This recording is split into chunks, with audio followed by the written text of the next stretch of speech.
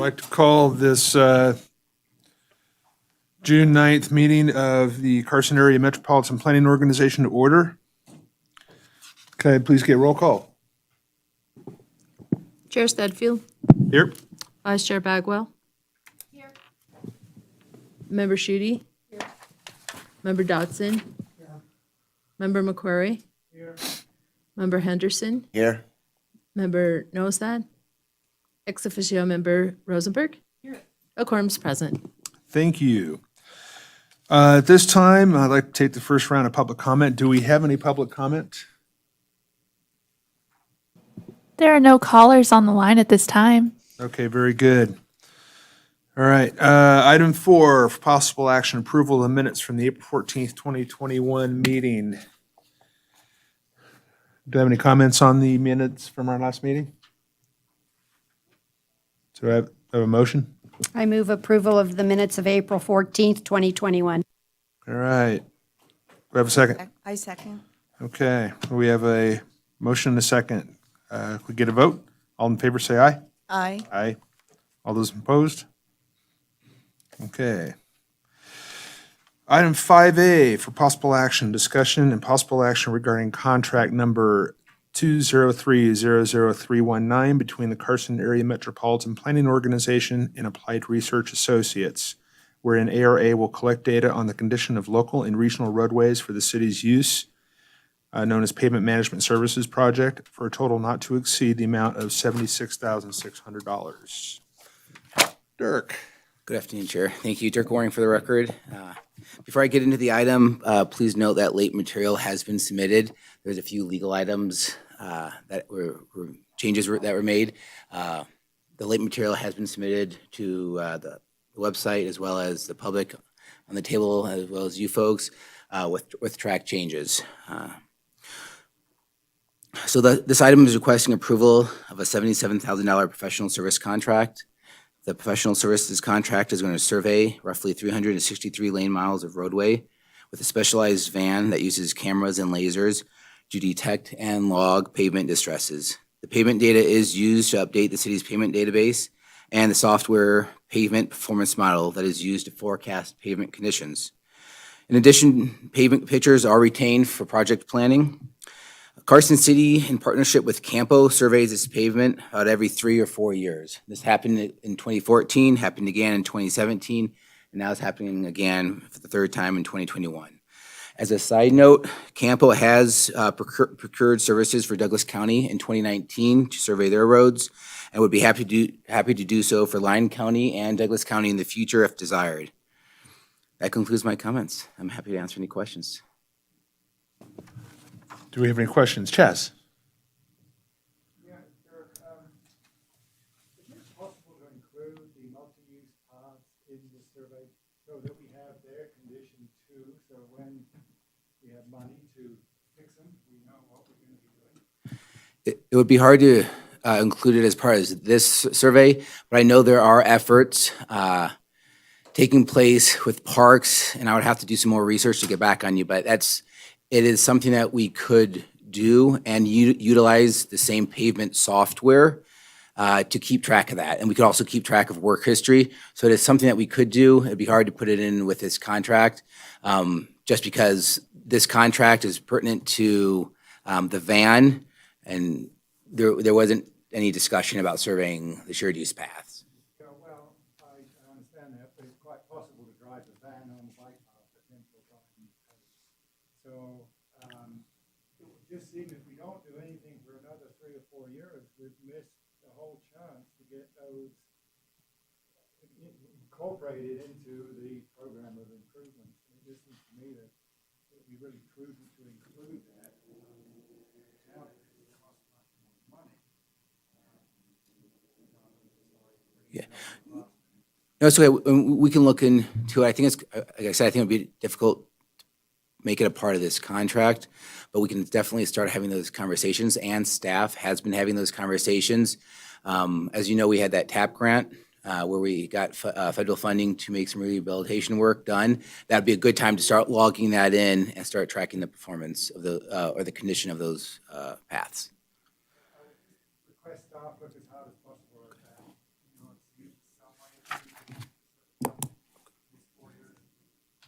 Yeah. Anybody else? Go ahead. Dirk, I was looking at the contract and, first of all, nice to see that you have some facts. RFQ.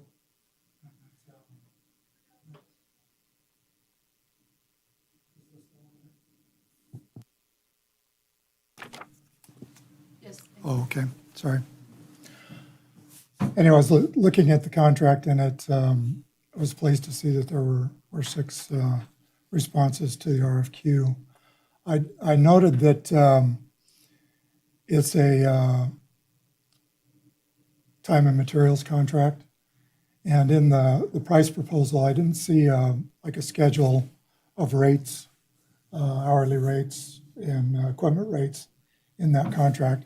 The sum appears to be fine, but I would suggest either with the invoices that are supplied and in the future in the contract that we make sure that we have that rate schedule included.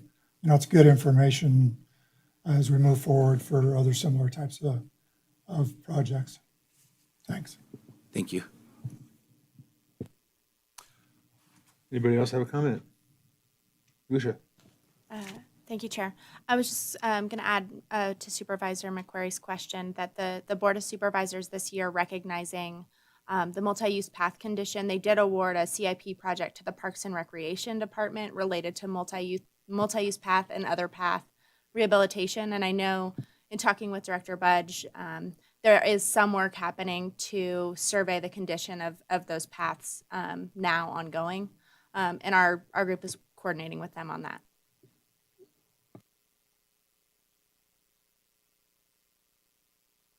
Anybody else have a comment or a question? No? So can I get a motion? Yes. I move to approve the contract as submitted in late material with the original of Exhibit A and B. All right, we have a motion. Have a second? All right. Call for a vote. All those in favor? Aye. Aye. Those opposed? All right. It carries. Right, on to 5B. Also Dirk. Discussion of possible action regarding submitting a request to the Nevada Department of Transportation to, 1, reclassify West Appian Way between South Carson Street and Cochise Street from a local road to a minor collector, and 2, designate the planned roadway resulting from the realignment of West Snyder Avenue between Oak Street and South Carson Street as a minor collector. Dirk. Thank you, Chair. Dirk Goring for the record. Thank you. This request has 2 parts. 1, the roadway reclassification for West Appian, which is an existing road, and then 2, the classification of a planned roadway for a future realignment of Snyder Avenue. What will happen is that if this item is approved, staff will submit the reclassification request to the Nevada Department of Transportation, who will then review it, make sure it's in line with their rules and regulations, and then they'll forward that on to the Federal Highway Administration for the ultimate approval. So West Appian Way is between South Carson Street and Cochise Street. It is currently classified as a local road, and the reclassification would change the roadway functional classification from a local road to a collector roadway. West Appian Way is currently functioning as a collector roadway, which helps to move local traffic onto arterial roadways such as South Carson Street. Due to the recent development in the area, the intersection of Appian Way and South Carson Street is planned for a 4-legged intersection, signalized intersection to permit northbound left turns from West Appian. So that's kind of going out on Appian and turning north up into the city. This leads to the second part of the approval request, which is in preparation of the 4-legged intersection. Carson City is requesting an established planned roadway for the realignment of Snyder Avenue. As typical with past roadway reclassifications, CAMPO did consult with the Nevada Department of Transportation, and informally they agreed with the proposed classification. That concludes my comments. I'm happy to answer any questions. All right. Does anybody have any questions for Dirk? Just a general comment. I was over there the other day and I was surprised how many people were making that lovely turn that's prohibited. Oh, interesting. I saw 4 in a row. I mean, just, I'm like, God, you guys are taking your life in your hand. It's a bad intersection for somebody to think they can go from Appian north. You know, I'm like, what are you doing? But I saw 4 in a row in just a 2-minute, because I think maybe the first one went, so the rest thought they could too. But anyway, I think this is the signalized intersection's the most important part to me. Well, that's what happens when you have two high-demand, high-volume businesses in that area. They're all over the place. Anybody else have anything? I just have a quick question, just so I understand this correctly. So the realignment of Snyder, that's really about making Appian 4 legs, right? And then it connects into Snyder. Correct. That's the plan, is to realign Snyder so we have a 4-way intersection. Snyder would need to be rerouted. Right now, it kind of goes into South Carson Street, kind of a northwest angle, if you will. And so there would have to be a realignment to take it south, kind of by the bowling alley, and then align with Appian Way. Staff has worked with engineers to get some conceptual plans for that, and it's something that would have to be worked out in more detail as that intersection moves forward. Maybe one thing you could do, Dirk, is kind of explain the reason why that alignment of Snyder is probably the way it needs to go because of what you might be getting at is at first there's discussion of the need for the.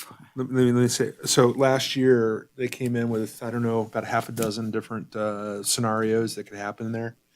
And there's certain right-of-way issues and so on and so forth that probably make the one that's in the packet probably at this point, probably the most appealing, not necessarily the answer, but there's some. Most of the options.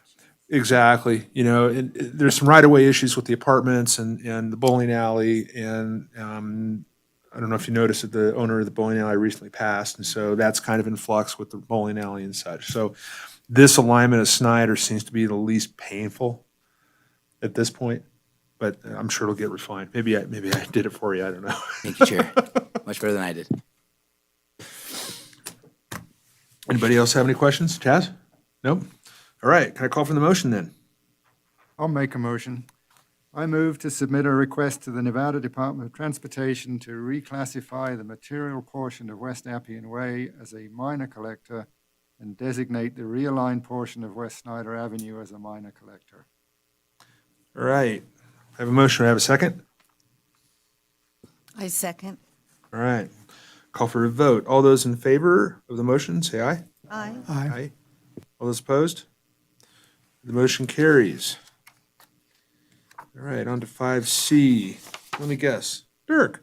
All right, 5C, discussion and possible action regarding a formal amendment to the Carson Area Metropolitan Planning Organization's federal fiscal year 2021 to 2024 Transportation Improvement Program to program an additional $391,000 to the District 3 East 5th Street project and modify the timelines for that project.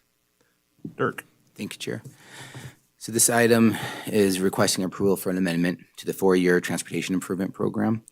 As requested by Carson City, because of past discussions by the Regional Transportation Commission, the amendment is adding approximately $391,000 to Carson City's District 3 East 5th Street. The additional funding is being added to address pavement and intersection improvement needs.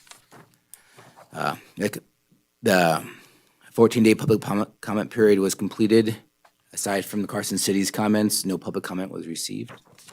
That concludes my comments. Happy to answer any questions. Are there any questions for?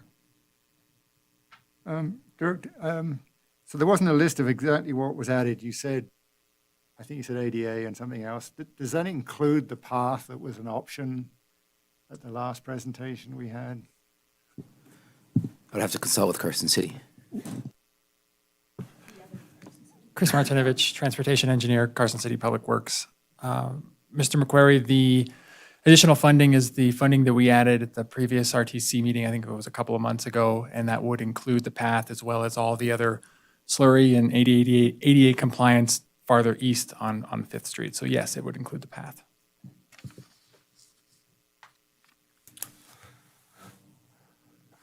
Any other questions? We are all too easy tonight. Okay, so can I have a motion then? I move to formally amend Campo's federal fiscal year 2021-24 Transportation Improvement Program as presented. All right, I have a motion. Do I have a second? I'll second. All right, we have a motion and a second. We have a vote. All those in favor say aye. Aye. Aye. All those opposed? All right, it carries. All right, so we move on to the non-action items. So there's no transportation manager's report for this meeting. But Lucia, are there any other future agenda items and such that we want to touch on? Nothing additional. Thanks, Mr. Chair. Okay. All right, then I guess I will go on to the closing public comment. Do we have any on the phone? We do not have any callers at this time. Okay. So are there anything from the commission members? Sandra?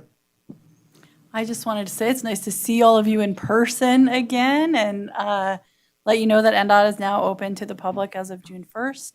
We will have our first in-person board meeting in over a year on Monday. So at our usual time and place at headquarters, 9:30.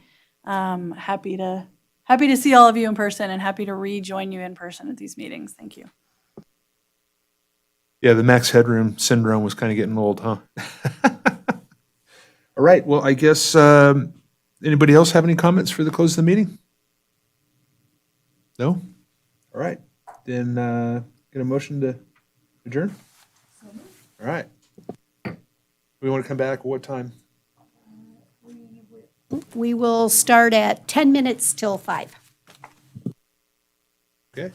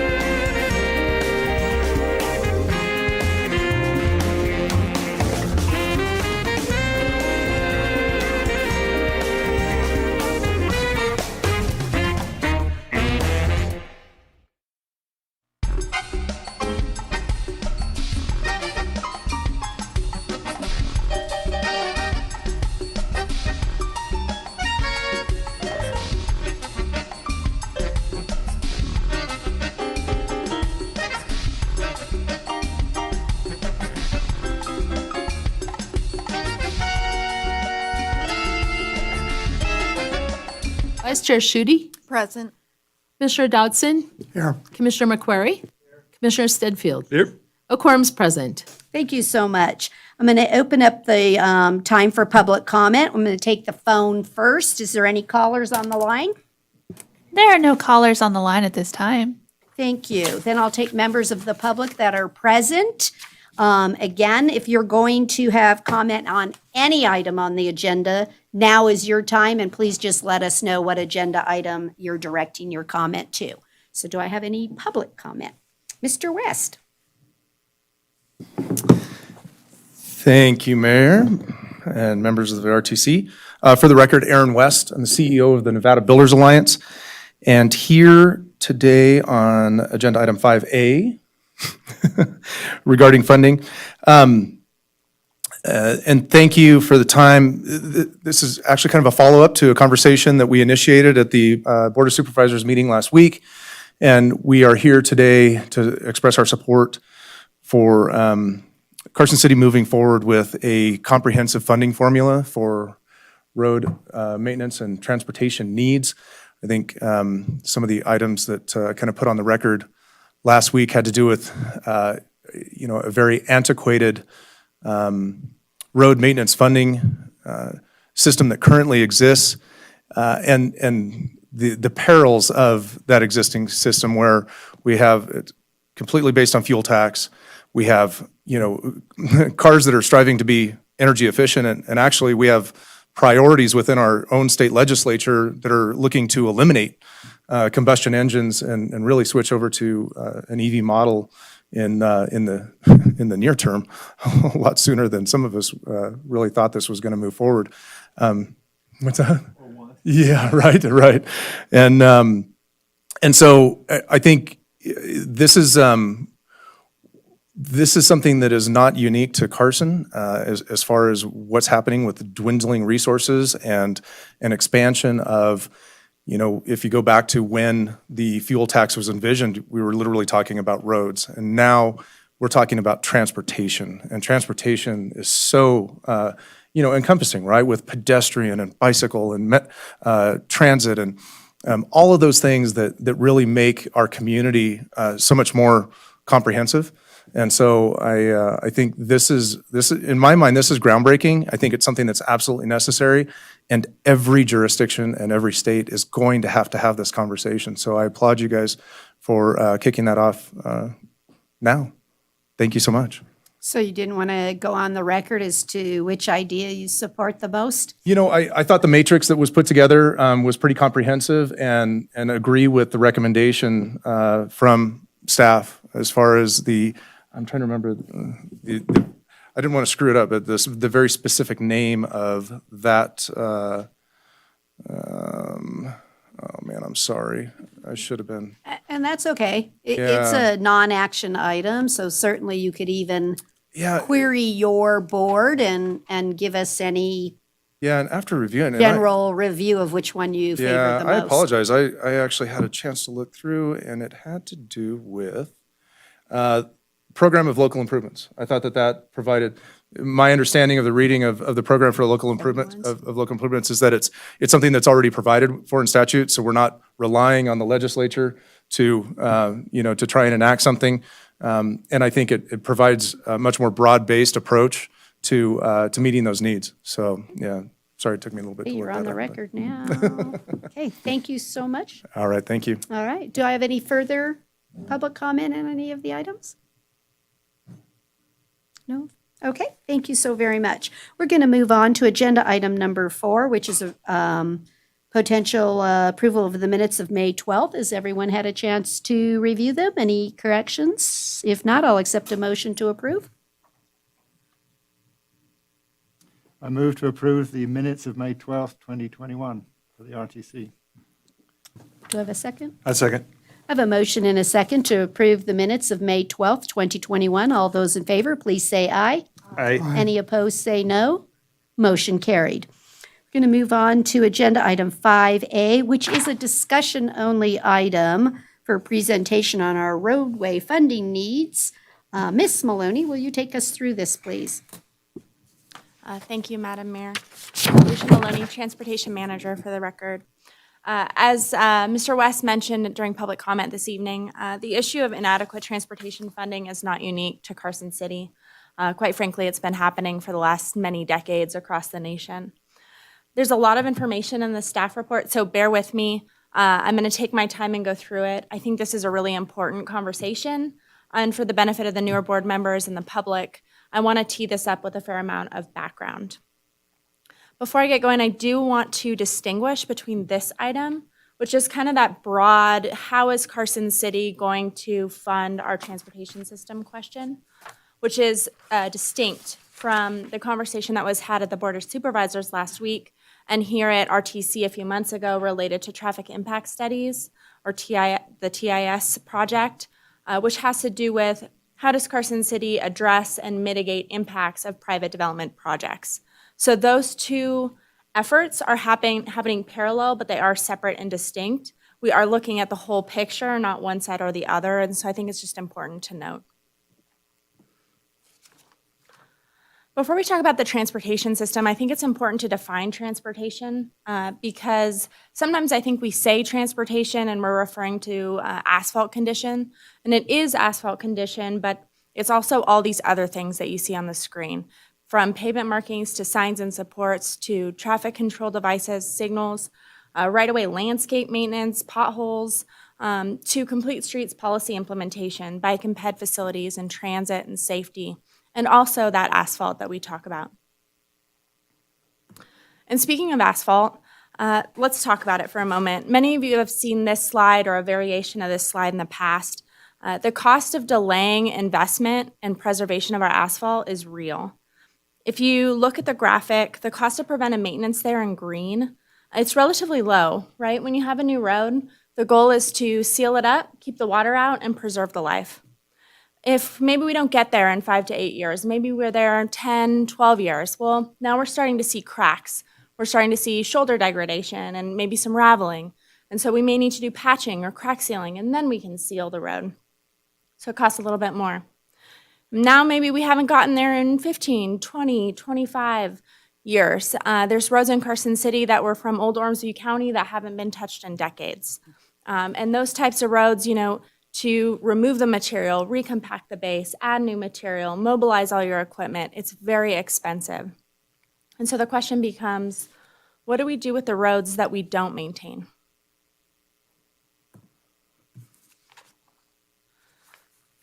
Before I go any further, I want to just sort of acknowledge the variability in capital project cost estimating. It is a challenge to estimate transportation system level costs. Many things are within our control, right? We can select which treatment to use. We can decide whether we'll add new sidewalks or fix degraded concrete. Maybe we'll repair multi-use paths or add transit amenities.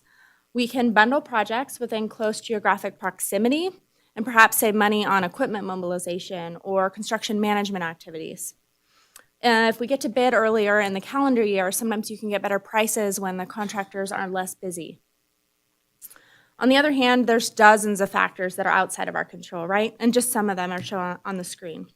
Costs for right-of-way or survey and geotech, they're oftentimes unpredictable, and the results can substantially change the scope of an individual project.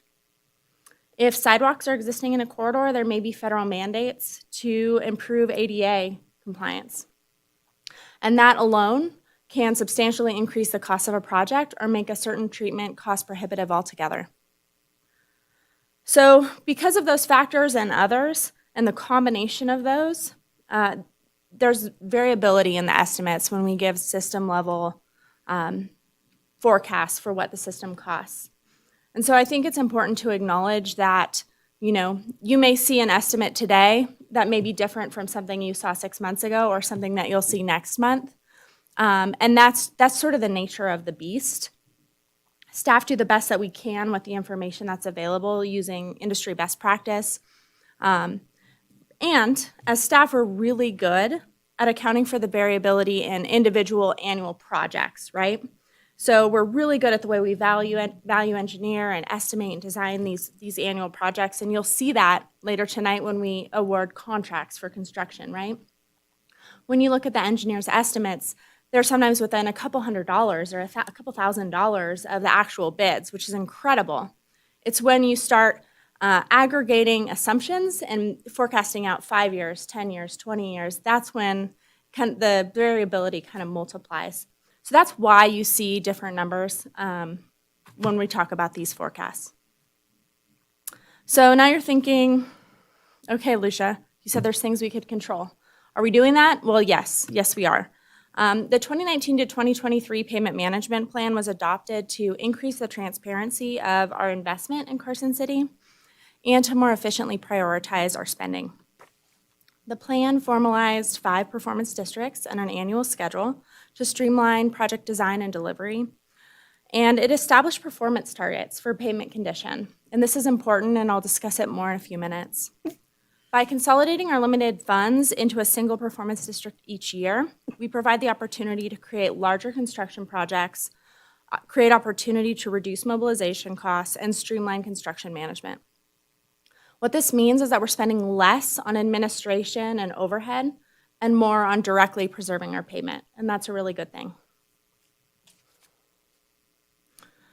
From 2017 to 2020, between the RTC, CAMPO, and transit funds, we've leveraged just $7.8 million in local funding to secure $30.5 million in federal grants. At an overall 20% local match, that means that we've increased our capacity for transportation improvements by a magnitude of 5 times. I will also take the opportunity to remind you or inform you, if this is the first time you've heard it, that federal money is not eligible for local neighborhood streets. It has never been eligible. It's not anticipated to be eligible ever. And when you think of it this way, you know, the taxpayers of Miami Beach, Florida, or even Winnemucca, Nevada, they don't want to pay to rehabilitate a cul-de-sac on the east side of Carson City. And we wouldn't want to pay to repair theirs. So if we want local streets, we need to figure out how to maintain them ourselves. In recognition of our funding gap, the city and the Board of Supervisors has taken steps to help fill that gap.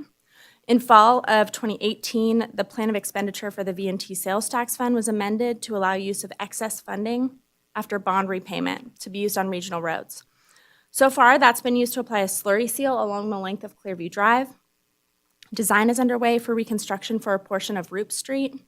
And this year, these funds will be used to support reconstruction of Long Street.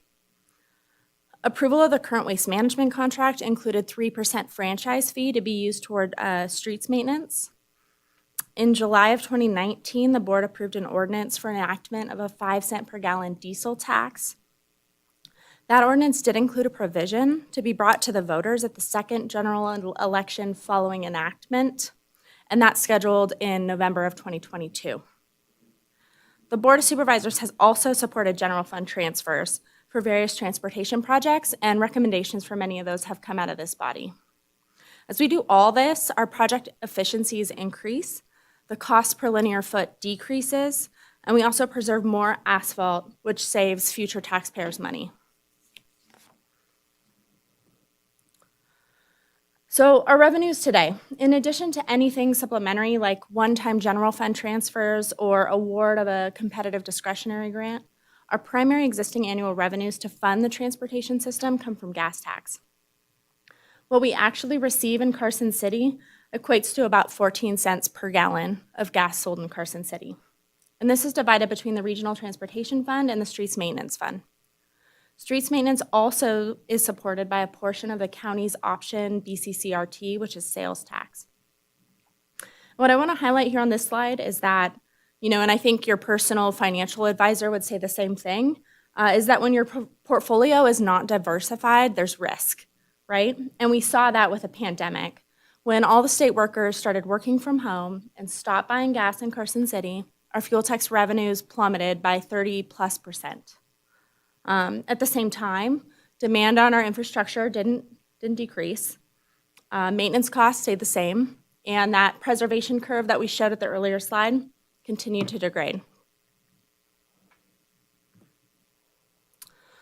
So I've talked about a lot of things, and we've approached it a couple different ways. But as you talk about system costs, people's eyes glaze over, right? It's hard to digest.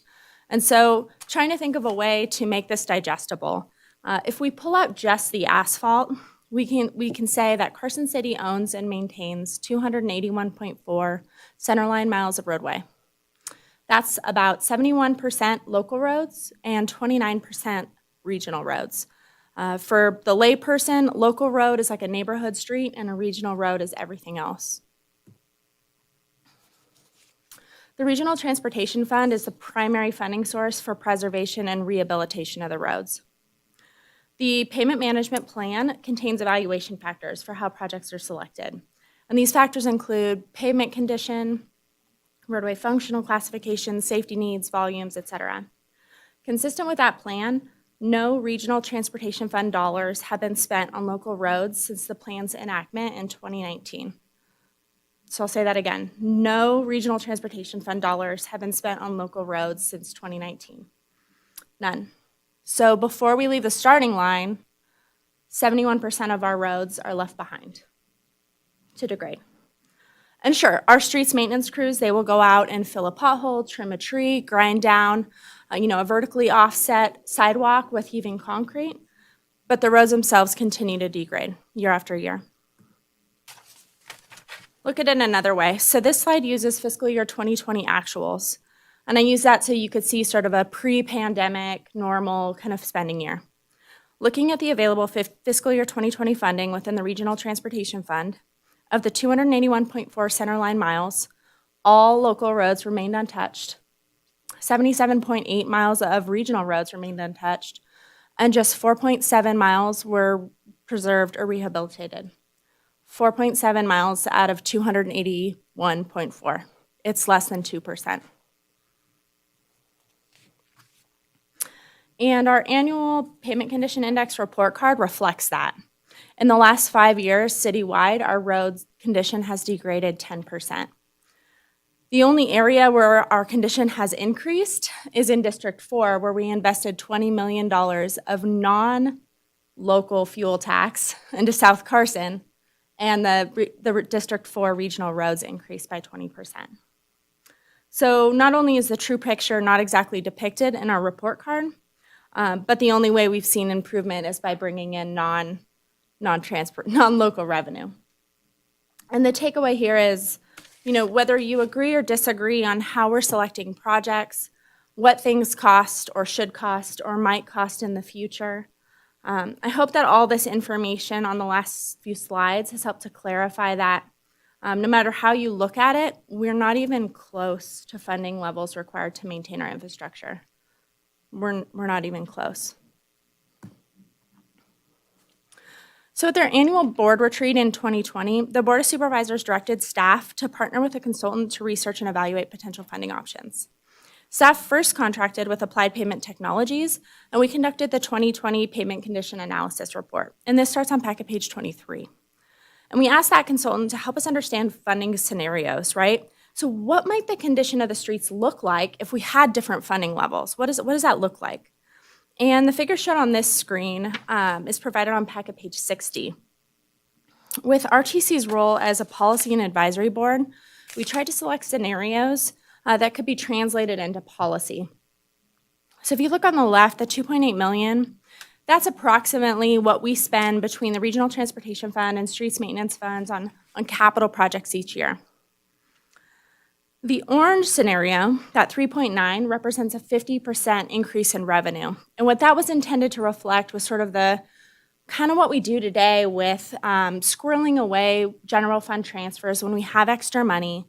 And we wanted to see, what is that getting us? What does that do to the overall condition of the system? Does that get us there? Now I'll point you all the way to the right, that green scenario. And this one is really interesting from a policy perspective because this body approves the payment management plan, which contains these performance targets. So if we're striving for the performance targets in the payment management plan, that's 75 regional and 70 local, we estimate it costs about $34.5 million a year. Now the yellow scenario, right to the left of that, again, totally within the control of RTC is, what if we relaxed our policy on performance targets, right? What if we relaxed it to 70 and 50? And you could see the cost to maintain the system is substantially reduced. In the middle there, that gray scenario, that's the maintain current conditions. very similar to the yellow scenario. Can I ask a question? Of course. So, seeing as how we have a $1.3 million difference between maintain current condition and target conditions of 50 regional and 50 local, what's the difference there? I mean, are we strictly just in maintenance on the middle one and not necessarily doing any rebuilds, or what's the? Because I would almost think that it would be flipped, that the maintain the current would be less. You know, the difference is minor between the two scenarios. And when the paper software runs, it's running kind of iteratively and trying to kind of maintain the current PCI that's shown. Those tables in the paper report kind of show the differences between those, but for the most part, they're about the same.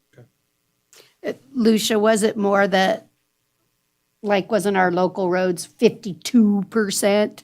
And so if you maintain that condition to get that extra 2% versus changing the target to 50, that's, like you said, why it's so close. Because the target in the yellow is close to the existing pavement, so, yeah, perfect. Studied all those too. It's like those charts were fun. So this figure on this slide, figure 14 from the report, is on packet page 59. And you can see those lines with the current revenue and the current revenue plus 50%. The takeaway from this chart is that what we see is system-wide pavement failure in the next 15 to 20 years at current funding levels. Staff did receive public comment related to this agenda item as late material, which has been posted and provided here today and on our website. In that public comment, Mr. Turner writes, quote, "The road network is quite possibly the most impactful and valuable asset to the community and to visitors in the Commonwealth of Carson City. All residents and businesses in Carson City use it nearly every day. We all depend on it for both our work and non-work lives. To me, it's a critical infrastructure, just like water, sewer, etc. The longer we wait for a complete solution for the problem, the larger the problem will become, eventually becoming a catastrophic matter financially." End quote. The cost of maintaining the status quo is real. But it's not all doom and gloom. We have some options. So, Mr. West spoke about the gas tax model. Nationally, and maybe it's just me, but I don't understand why we're stuck on this idea of gas tax. I think we have other options, and I've spoken about diversifying kind of our revenue streams. There are many uses for the transportation system that don't contribute to gas tax at all.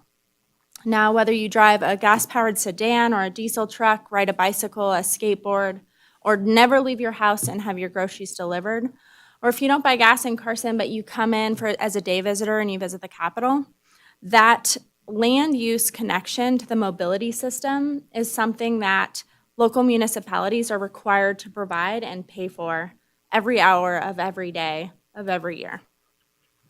And to that end, we contracted with Morse Consulting to explore potential mechanisms for adding revenue for transportation.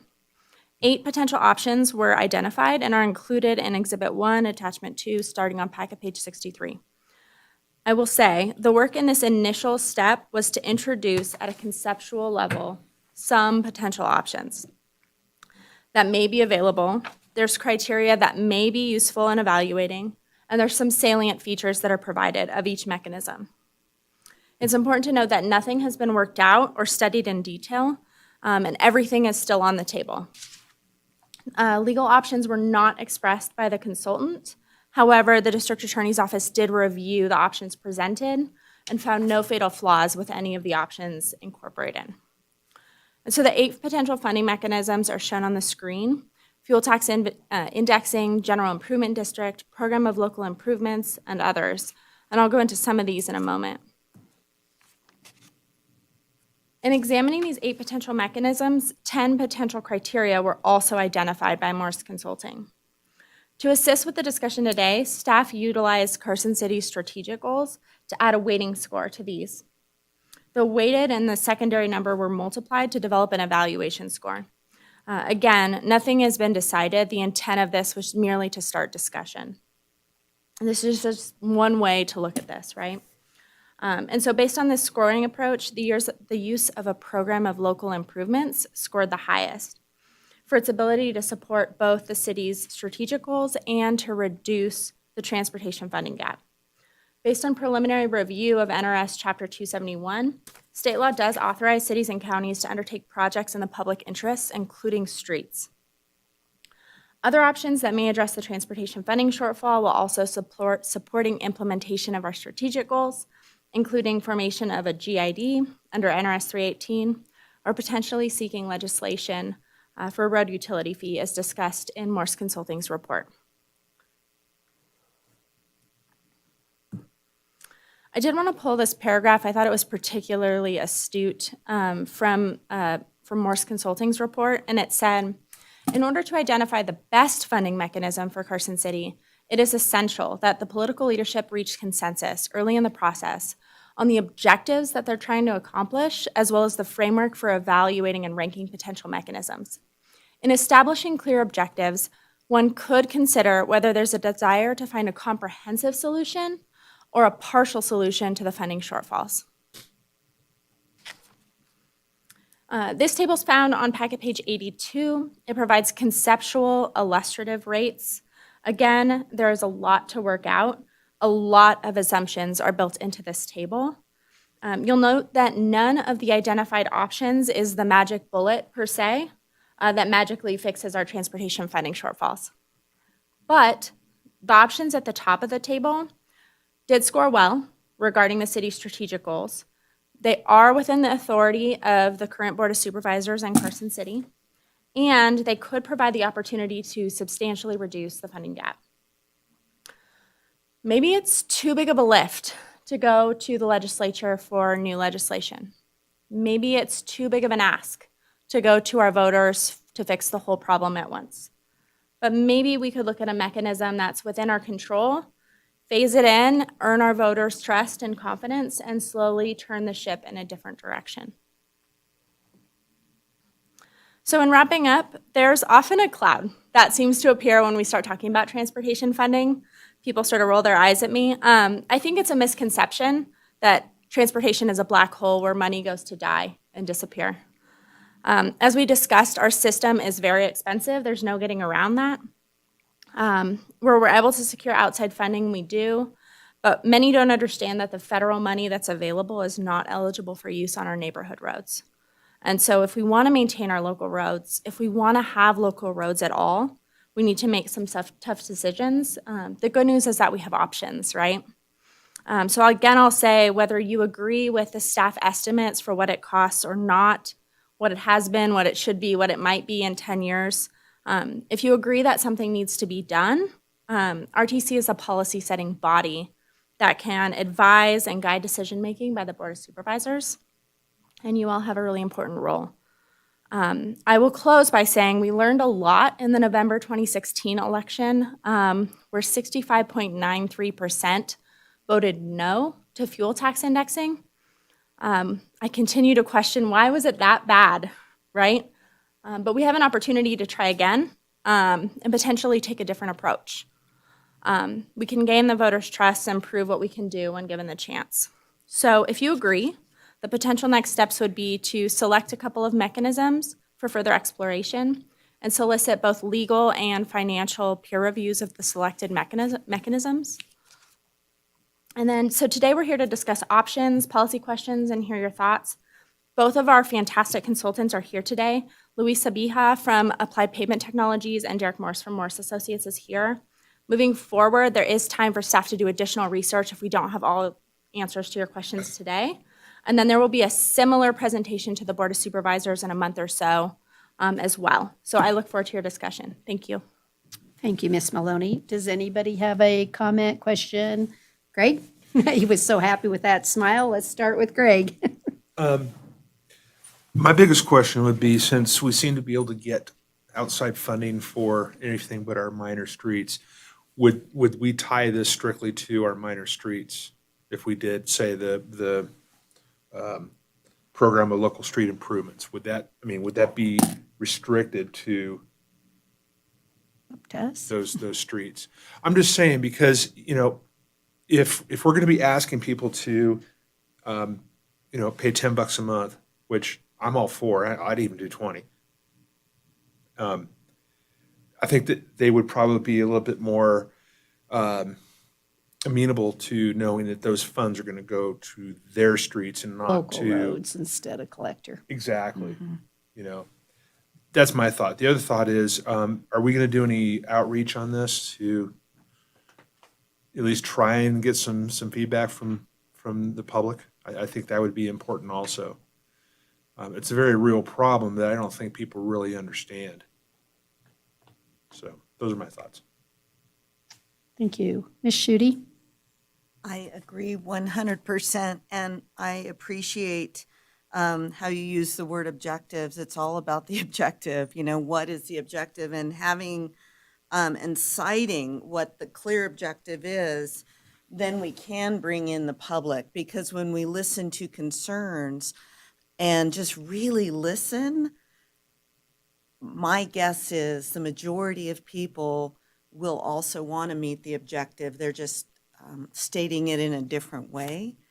And then it's easier to build that bridge between the difficult conversation about people paying more and the really important consequence of that, having streets that folks appreciate, are proud of, can use. They don't worry about their vehicles. So I agree 100%. Thank you. Chaz, you have some thoughts? Yeah, I would suggest that we don't limit whatever funds are raised to local streets. And the reason is, with the current system, and even if we went to 50% greater, we're still only getting 5% of the streets, and 78% in 2020 of the regional roads were untouched too. So we can't just do that. I mean, otherwise, a person living on a local street is going to drive out of their local street onto a collector and into a pothole. So I think the mechanism needs to address the whole problem, and that is regional roads as well as local roads. Two, I would suggest, in the interest of time, we further investigate a mechanism that does not involve new legislation. I mean, even if we need to get some tweaks made to existing legislation, that's a heck of a lot easier than starting from ground zero. So I would throw that in. And then I would like to make sure that whatever mechanism we end up with can include multi-use paths, as well as street lanes, right? So that's my thought. Mr. Dotson, do you have some ideas? I do. I was skeptical initially when I read this report because of the fact that you're going away from user fees for one thing, but as I looked at the report in further detail, I think it makes sense for the local community to approach it that way. I think for state system or larger systems, that the impact of heavy vehicles and heavy users that try to get out through like a vehicle mileage tax, for example, a user fee for that system makes more sense in that instance. But I can understand going to a mechanism like suggested here. I do wonder about the nuances. It seems like the top three choices all tap the same type of revenues to get there. And I wondered with the system of local projects, I'm not sure the exact wording of that option. Is that a one-shot deal?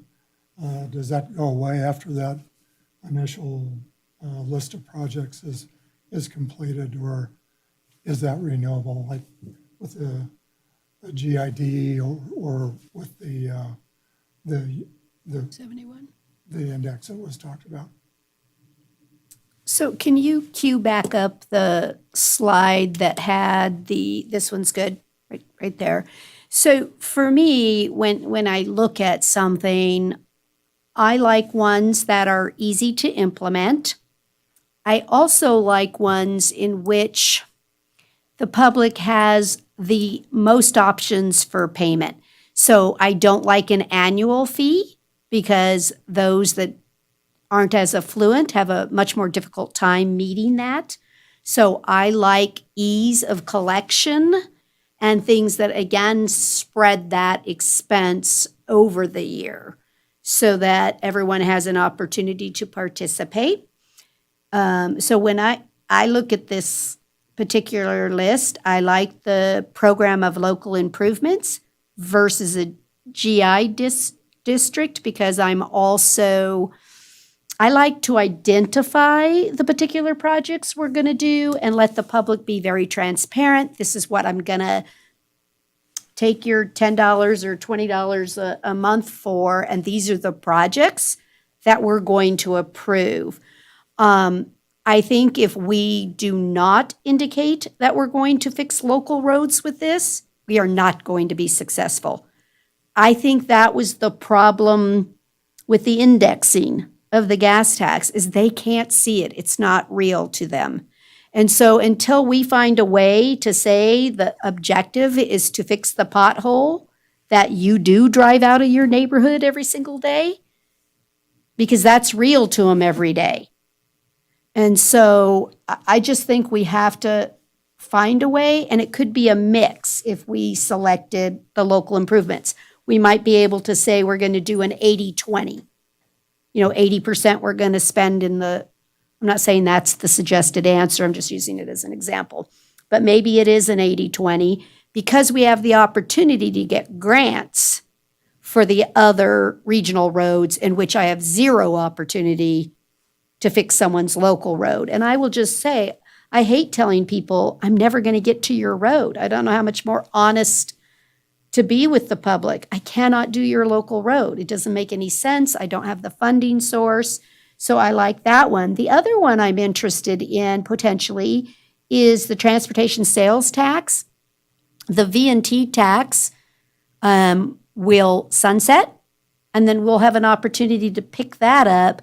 And the reason that I like that is it provides us an opportunity to receive funding from those that visit us and help impact the roads, which are our regional roads.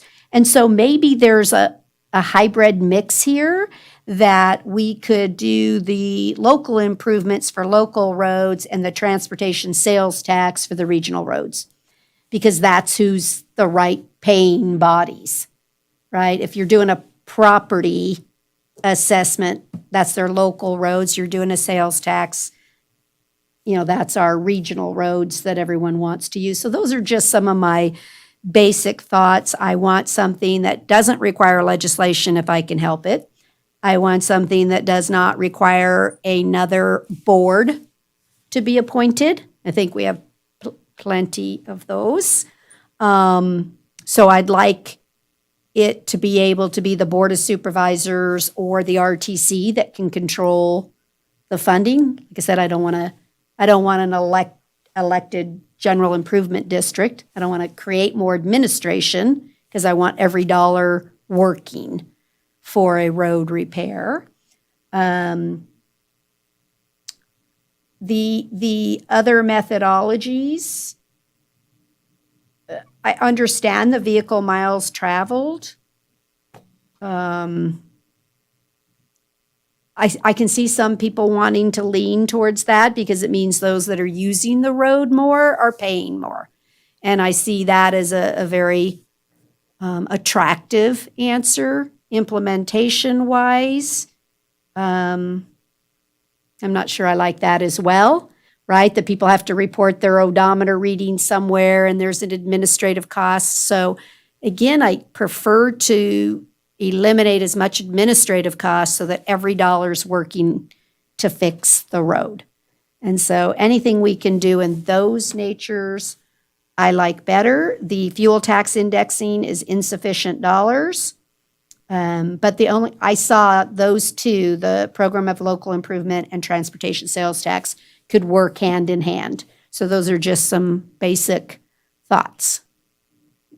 Chaz? Yeah, I like the idea of exploring more than one mechanism, but it's important to recognize too that even if you had the transportation sales tax and, let's say, the program of local improvements, we're still less than half the money raised on an annual basis that we need to get to. So I'm assuming that whatever mechanism we have here, we would need to ramp up the fee of whatever sort it turns out to be to get to where we need to be. But I think we need to start somewhere. And in terms of getting support from the community at large, starting off somewhere with the amounts that are on the chart on page 82 are probably a good starting place. But I think it's important to recognize we're going to have to increase that over time. I think that Ms. Maloney brought up a good point on one of the slides where it's how we earn the trust of the public. And that's what I like about the program of local improvement, is because we can identify the specific projects and show them that this amount of money, this $10, $15 a month, whatever we end up settling on, this is what I'm going to do with it, and it's real, and they see the results. They might be more likely than if we came back and said, okay, now, like you said, maybe what we really need is $20 a month, and still there's not going to be perfection. We're not going to handle everything. I'm here to tell you I doubt that. First of all, I don't think we're going for the 34 million. It's just not going to happen. And I don't know what nationally the road PCI is, but it'd be interesting to say, where do we fit in the national scheme of local roads? And it's really up to the public that we serve to tell us, right? So they might come back and say, hey, RTC, you guys have done a great job with the $10 a month. We really want to see 20 because we want to up our game in Carson City. But I think that'll take a public push after we've gained their faith and shown them that, no, the money's all going to go to roads.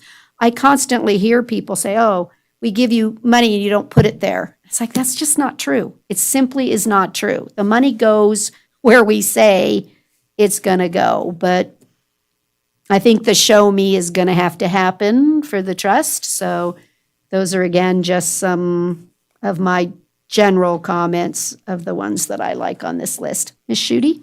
Yeah, we need to do a better job in letting the public know how the money is spent and why it is spent in that particular way. And I think about the vehicle miles traveled, and where some people who might do a lot of online shopping and might actually not travel a lot, and they forget that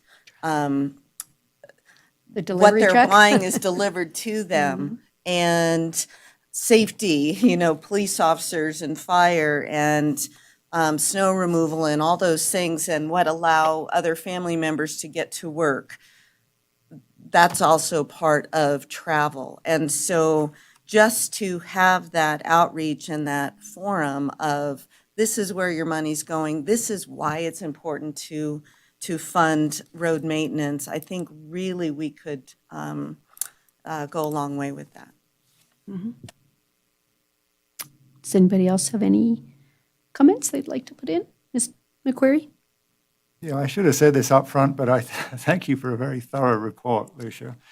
And I really appreciated both the attachment reports about the PCIs and what it would cost, because that's the starting point, and also a good range of potential mechanisms with which to start with. So I guess my question would be, where do we go from here? I mean, it's a non-action item, but I think I'm hearing a lot of support for moving ahead to sort of evaluate one or two of these further. Is that where we're going?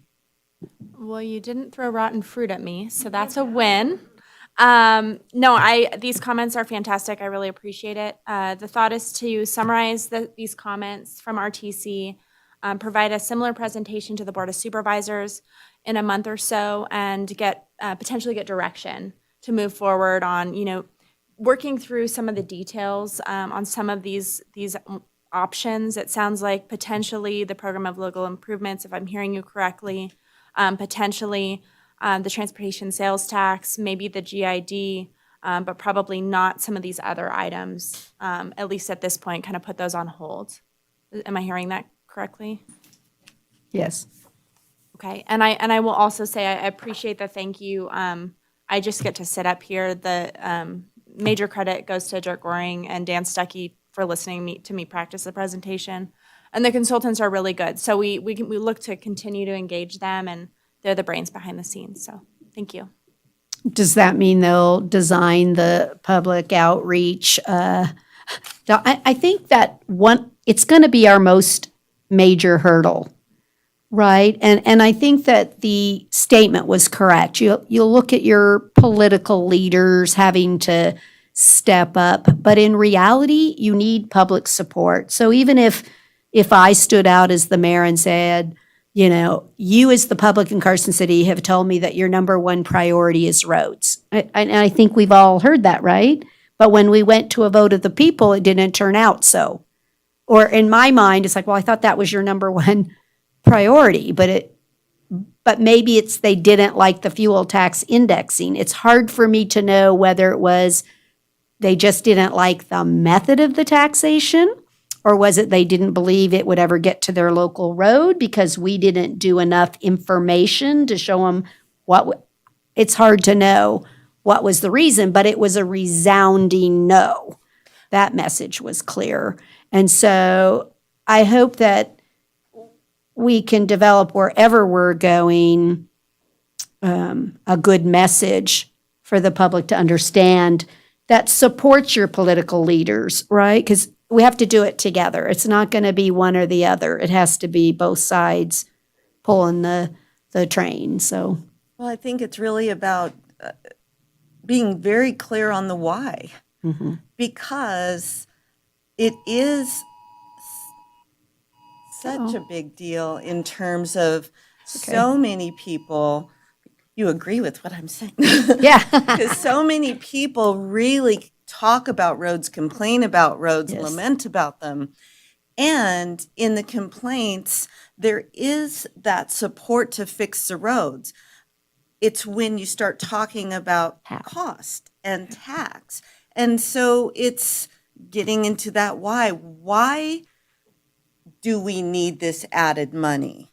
And how is this money going to be used to meet the objective of these roads? And it's an objective that I think most people want to meet. So we're already tuned into that, and there's already the support. It's the why behind the support that we need to message better. I think the other public perception or issue is that the Board of Supervisors could reallocate their decision on their existing spending. I think that's a major hurdle, that they just believe we have the money, and if we just made different decisions on how we spent it, then the roads could be fixed. We're not putting our priorities in the right place. So I think we have a large hurdle to let them know that the budget, it's not like we can put money everywhere. So the thing they accuse us of, you know, you get this tax and you can just, no, we have to put that tax where we said it was going to go. And so I can't take money from this, from the water fund and go give it to the roads. I can't take it from the sewer fund. I just don't think that the picture is hard to explain to someone to say, I do need more. I can't do it with our existing resources. So I think our hurdle is more than just, I need my road fixed. It's the dollars behind it that bring fear to people, right? It's going to cost me more money. And we have to just be truthful and say, that's right. It's going to cost you more money. Yeah, it's going to cost more money. That's the reality. It is going to cost more money if you want local roads and even more regional roads fixed. It's going to cost more money. Well, and it's going to cost a lot more money if we don't we wait. start now, right? As we have seen with the sewage treatment plant, right? We Yeah, ignored the longer problem we wait, for, the more it I costs. don't know how long, a decade, and then whammo, we had to pay more. Right, right. Okay. Anybody, anything else? Mr. Dotson? I think it's good that this letter from Mr. Turner from Silver Oak makes some good points, about the need here. And that, more people that are affiliated with the transportation industry getting behind the need and getting that word out there is important as well. Okay. Anybody else? Okay, thank you so much, Ms. Maloney, and thank you to the consultants that helped us. It was a good and thorough report. I think the only final piece we'll have to do is hone in a little bit on which table of implementation that we take forward to the public. Is it the 19 million? Is it the 20 million? The targeting and what we're really going to do. So I look forward to some opportunities to bring that back to us, to hone in exactly, like you said, are we going to do local? Are we going to do regional, a combination? Anyway, so I look forward to that, some next steps there too, not just which method, but what we're going to achieve. the Thank you so specific goal. much. Thank you. Okay, we're going to move on then to agenda item 5B, which is discussion possible action regarding the 30% design for Colorado Street. Ms. Schutte, do you have a disclosure, please? Thank you. NRS 281A.420 requires me to disclose a conflict of interest and abstain from voting when I have a disqualifying conflict. My nephew is Chris Martinovich, who is employed by Carson City and will be presenting this item. Chris and I are not receiving compensation of any kind directly related to this item or project and are not affected by this item differently from any other resident in Carson City. While I make this disclosure, NRS 281A.420 only requires abstention in clear cases, and I do not believe that the independence of my judgment is materially affected by my familial relationship. Therefore, I do not have a disqualifying conflict and will be voting on this matter. Thank you so very much. Mr. Martinovich. Thank you, Madam Chair. Item 5B, Chris Martinovich, Transportation Engineer. Item 5B is discussion and possible action on the Colorado Street project. This project, just as background, was presented to the RTC back in February regarding some initial results from public outreach. Those results from the public outreach are included in the table in the staff report for your reference once again.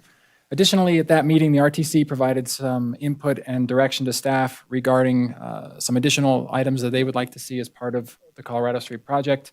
Specifically, the RTC noted that construction of a center median may not be practical because of specific access restrictions, but the center median could be used to help reduce speeds.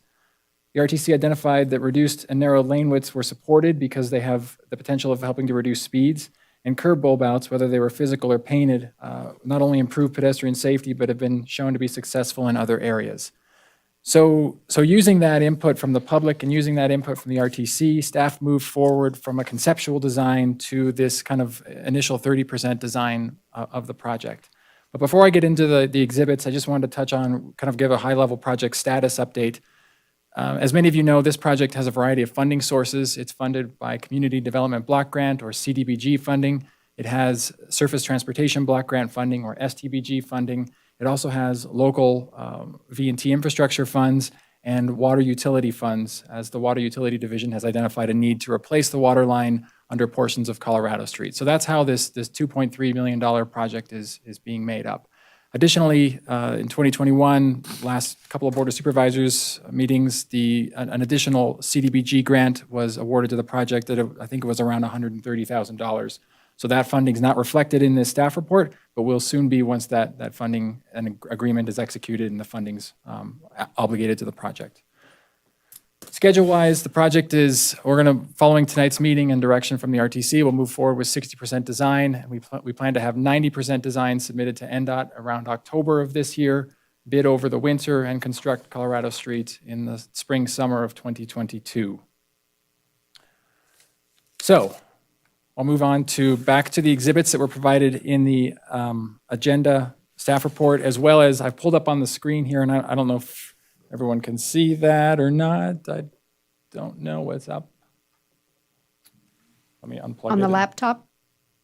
On my laptop. Laptop one? Yep. It was just working a second ago, wasn't it? It was. I had it for Lucia, but we don't have it for you. There it goes. All right. So just to kind of give a little bit of an orientation on the exhibit. So just looking at the exhibit, there's green and there's pink and there's bold lines and there's dash lines. I'll kind of explain that for a second. So the areas in green are pavement patching areas associated with primarily the CDBG grant requirements. CDBG is limited use in its funds and is directed towards sidewalk connectivity, ADA upgrades, and things like that. It can't be used for all types of transportation improvements.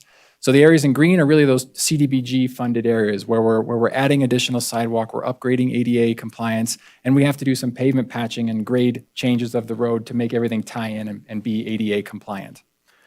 The areas in pink are where we're doing full depth reconstruction of the existing pavement. So that's where we're going to go in, we're going to tear out the existing pavement, we're going to modify the aggregate base, and we're going to put back in a brand new pavement section. Along with that, we'll do all the ADA improvements along Colorado Street at all those cross streets as well. The bold lines, those are the areas of curb, gutter, and sidewalk that we'll be removing and replacing, at least as we've identified at this point as part of the project. Anything dashed is areas where we're not planning on removing or replacing, that will be left as existing as they are today. Anything in blue is proposed striping, and anything not colored is not planned to be touched as part of the Colorado Street project at this time. I'm not able to, where is the pink and the blue? Yep, let me scroll over. Oh, I'll scroll out. Thank you. That's Here we go. better. Here's the pink and the blue and the green and the dashed Okay. and the bold. Yep. So that's kind of just to orient you on the map. The project limits run from California Street on the west end to Solomon Road on the east end. So I want to highlight a couple of items related to where we're looking for some specific input and direction. I'll note one of the items that we heard from the public was a like of enhanced pedestrian crossings, and more pedestrian connectivity and enhancement of safety at pedestrian crossings. So what staff have proposed is to put small center island median islands in the center of the road to provide some pedestrian safety at 4 locations. One at Diane Drive, one at Kansas. Let me scroll over to Kansas. Here's Kansas. I went right past it. Here's Kansas. A small island at Kansas with a new crosswalk.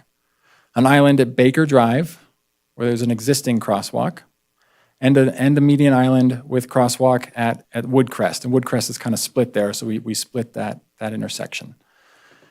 So that's one area that provides a benefit to increasing pedestrian safety by putting up a visual barrier in the road for drivers to see something, to slow vehicles down, as was noted in some of the comments, as well as provide that refuge in the middle of the road as pedestrians could, should somebody not yield, have an area to kind of wait and yield and have that little bit of a refuge in the middle of Colorado Street. The other thing I want to point your direction to is toward the striping configuration. So let me zoom in here. So we actually have 2 different striping configurations going on, and we did this specifically to show options to the RTC. So on the north side of the road, or in the westbound direction, as you're going toward Carson Street, what we're showing is a 10-foot travel lane, which is narrower than standard, but 10 feet still acceptable. We're showing a 2-foot buffered bike lane. We're showing a 5-foot wide bike lane, which is a standard bike lane width. And then we're showing an 8-foot wide parking area, which is our standard parking width. Contrast that to what's on the south side of the road, or in the eastbound direction, where we're showing an 11-foot travel lane, a 5-foot bike lane, and a 9-foot parking lane. So I really wanted to show this to kind of get input from the RTC on direction. So when you look at the comments that we received previously, we saw some support for buffered bike lanes. We saw support for reduced travel lanes. But there was some concern from the public about reducing the travel lane width. So there was some conflicting information in regards to what the public said, to what some direction we got from the RTC. So that's why I wanted to present both of those options. Staff recommend moving forward with a buffered bike lane, but we wanted to make sure that the RTC would present it with that option should we decide to go with a non-buffered bike lane. There are some additional maintenance costs associated with that stripe, right? It's an additional stripe on our road. It would have to be included in our long line program annually that we awarded at our last meeting. But I wanted to bring that to your attention. So with that, I just wanted to show you that information. I'm happy to walk through any portion of this corridor or talk through any particular segment, but specifically I'm looking for input on that buffered bike lane and if these center median concepts for these enhanced pedestrian crossings are acceptable, or are there other ideas that we should be considering? So with that, I'll turn it back to the board. Thank you. So let's start with the buffered bike lane. Do we have a preference whether we like the north or the south idea? So the 10-foot lanes with the 2 feet buffered bike? Could I ask a question first? Is that a 14-foot dimension I see on the median? 14-foot median. Does it have to be 14 feet? We chose to go with 14 feet because it gives us a decent median width in the center of the road. So we wanted to have a kind of a 10-foot median so that in this particular instance, and I zoomed in on this intersection, it gives us a reasonable travel lane width for this left turn movement. So it still provides 10 feet of turning lane width with a 2-foot median to accommodate a decent sized median that's not just going to fall apart in a couple of years and still have a vehicle be able to turn. So 14 is about the minimum width we're willing to go with, given this configuration.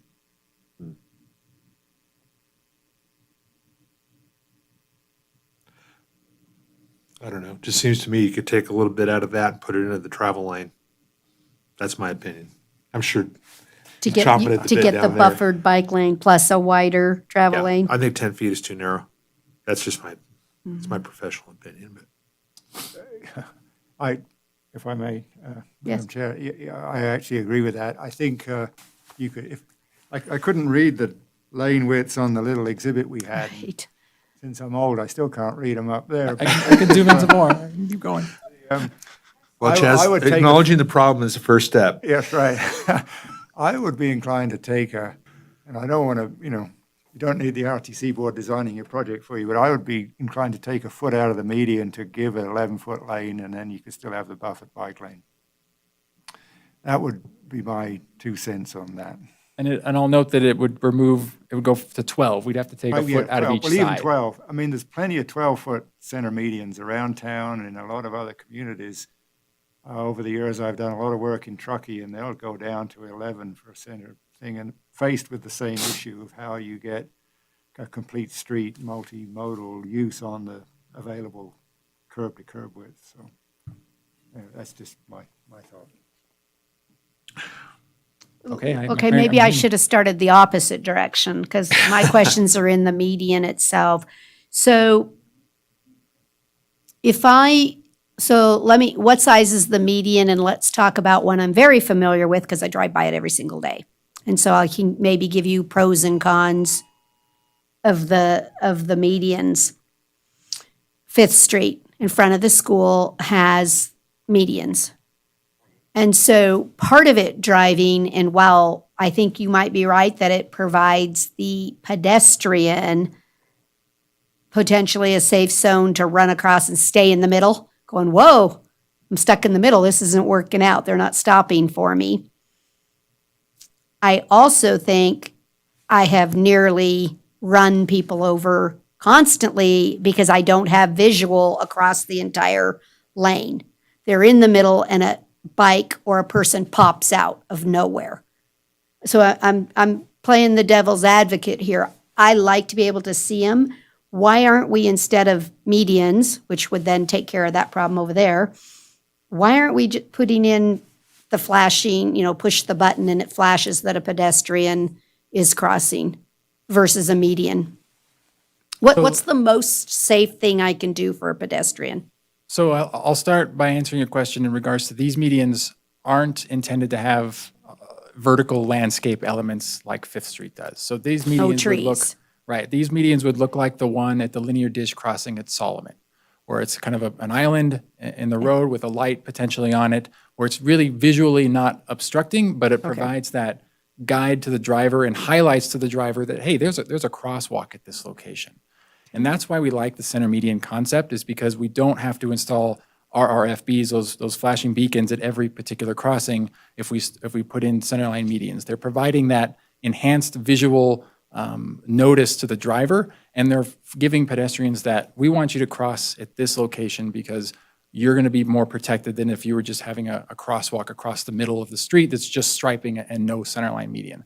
So the center medians provide that additional crossing safety, and if there aren't a lot of visual barriers like lighting, like trees and bushes, then I think the visual differences would be reduced in that instance. Because that's the same problem on College Parkway well, it used to be Airport College Parkway now, where the trees actually have to be trimmed a lot because they're even in the roadway. So I guess, so what you're telling me is that would all just be low foliage or rocks or design or something that I we're not honest- going to do a lot of maintenance on? Exactly. I I don't wanna- honestly don't know what these would look like. Okay. I could see at the minimum decorative concrete or something like that. So it's not just plain gray, but maybe some Okay. sort of color. I don't know, but I'm not visualizing large trees or significant landscape plantings in these locations. Okay. Then I'm more in favor because I've just found, again, I feel that we're more blocked for the driver and not safe when we have, even though trees are beautiful and you can look down Fifth Street and like I said, you go, oh gosh, it's so pretty, but functionality wise, I don't think is it's safe as, and maybe that wasn't originally designed that way. It was for the beauty, but okay. So can we then just shrink those to still accomplish that and get the larger? So let me ask, well, I got a different question. Yeah. I've continually, what is it, Clearview? Where we lessened the roadway to do the speeding, right? That was a project that we did, and what did the individual has been complaining that it only worked for a little while and everybody figured out they could go faster. Anyway, That's right. So research has shown that some narrowing of roadway increases this perception of the driver, right? They have less space. And so there has been research showing that people slow down or tend to slow down. On the case of Clearview, we narrowed it by 6 inches. May have worked. We also increased law enforcement presence for some time. So it may have been a combination, but it was a test. I think giving as much roadway to the driver as you can is, again, what is the safety that I'm trying to accomplish? And so I like the buffered bike. Again, safety, safety, safety. So do we all kind of agree it should be as much as we can get in the travel lane with a buffered bike?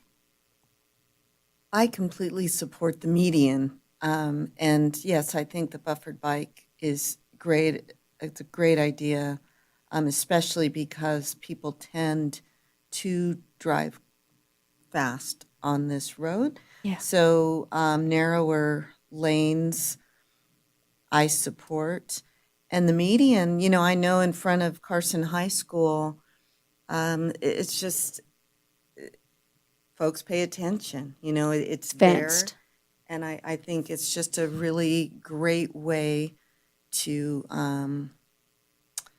slow traffic without traffic realizing it's a way to slow them down. Are we talking about a median similar to what's on Solomon in front of the high school? Because that one's actually even got railing that, like you said, makes it. Just the fact that it's in the street and you pay attention. When I drive by, not that I don't pay attention Yeah. otherwise, but it's It just. forces you. It's noteworthy. These aren't, the one at Carson Heights was called a Danish offset, Yeah. where you're forcing pedestrians to look at oncoming traffic before they cross. I mean, that's the point of doing those particular types of crosswalks. We're not proposing any Danish offsets exactly like that one. I mean, although this one has that sort of effect, whereas pedestrians are going to cross, they're going to look toward oncoming traffic and kind of make that eye contact before they step out. But I don't plan on, and staff doesn't plan on putting any railing or anything like that along these. There'd just be some guideposts and other, markers so that we don't hit the median islands with snow plows, but there wouldn't be any railing on these. It is a heavily traveled road, That's and they do speed. So, Chris, between California and Utah, Yes.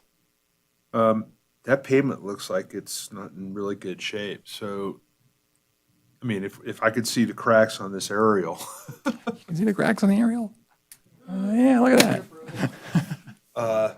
I mean, how much longer is it gonna be before we have to do a full depth replacement on that portion? And what's the PCI of that area So right now? we were hoping to get all of the pavement rehabilitated as part of this project. A couple of things have popped up. One, right-of-way constraints. We don't own all of Colorado Street. And so, given the federal funding, we're not able to procure the right-of-way that we need to be able to construct every section of Colorado Street under that federal funding process. So that's the reason we've cut off our rehabilitation at the location that we have, is because those next 3 parcels, we don't own all of Colorado Street at this time. So that's one constraint. The other constraint is funding. And so given the need of rehabilitation, which is a roadbed modification, which includes pulverizing and cement treating the aggregate base, that is relatively expensive compared to a surface treatment. And so we're not able to fund all that stretch to South Carson Street or to California with the actual need, the pavement needs that have been identified through our geotechnical analysis. So those are our limitations on this project. The additional CDBG funding will help potentially get us a little bit more, but we're still not going to be able to do the whole corridor at one time. Well, just get ready for the phone calls, I would say. Why didn't you do mine? Yeah. But I think that goes to our discussion on 5A, because I don't have the money to do Well, the but- rest. Well, that's part of it, though. The other part is you don't own all the right of way, so, but I'm just saying that you will get phone calls asking why this portion wasn't. Yep, part we of got the that scope. on Gonai, where I had people calling me up going, I don't understand why you didn't finish. Well, first million's all we had, but that is telling the story. But you're right, we will. Okay, fair enough. Yep. Anybody else?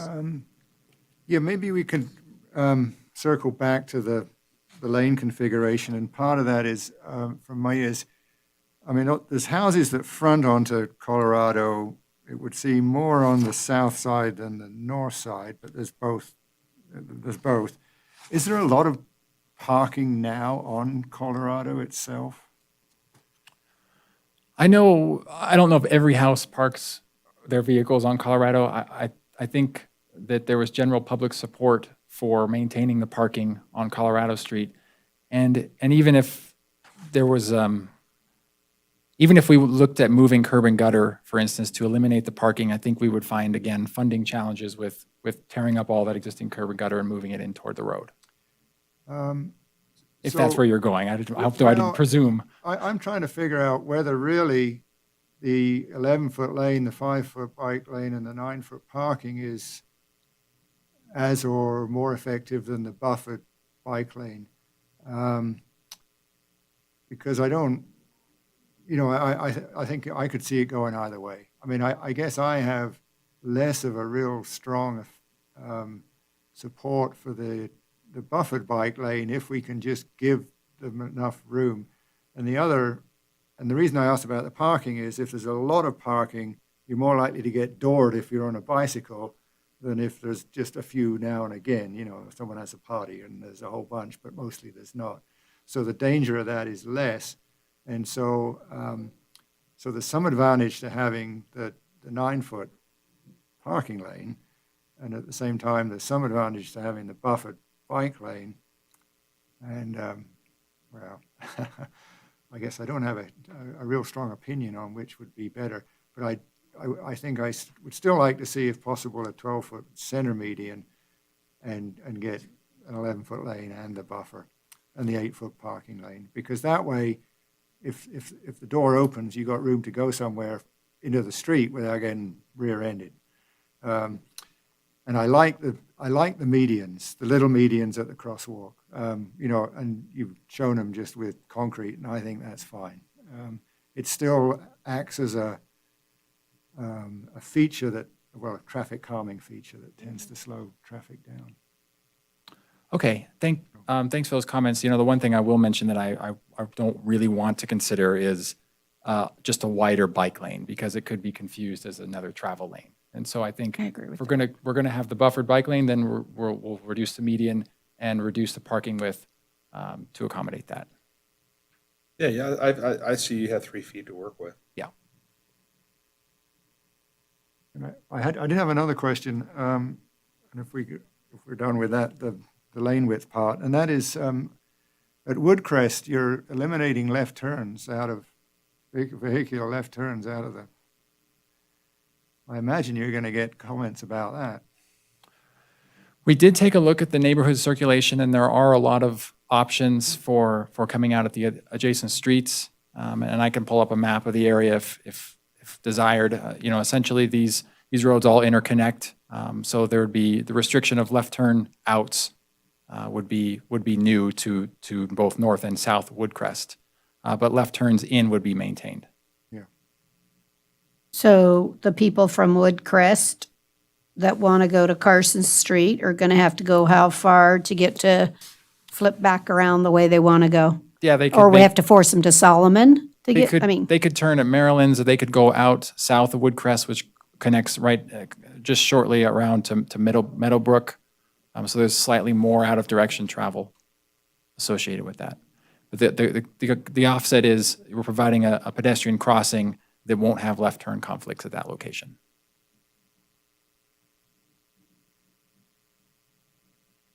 they're not going to like that. Would I'm going to it bet make they're not going to sense like Move that. it down one street, down to, Yeah. I can't read it. Meadowbrook, is that it? Yeah, to the east.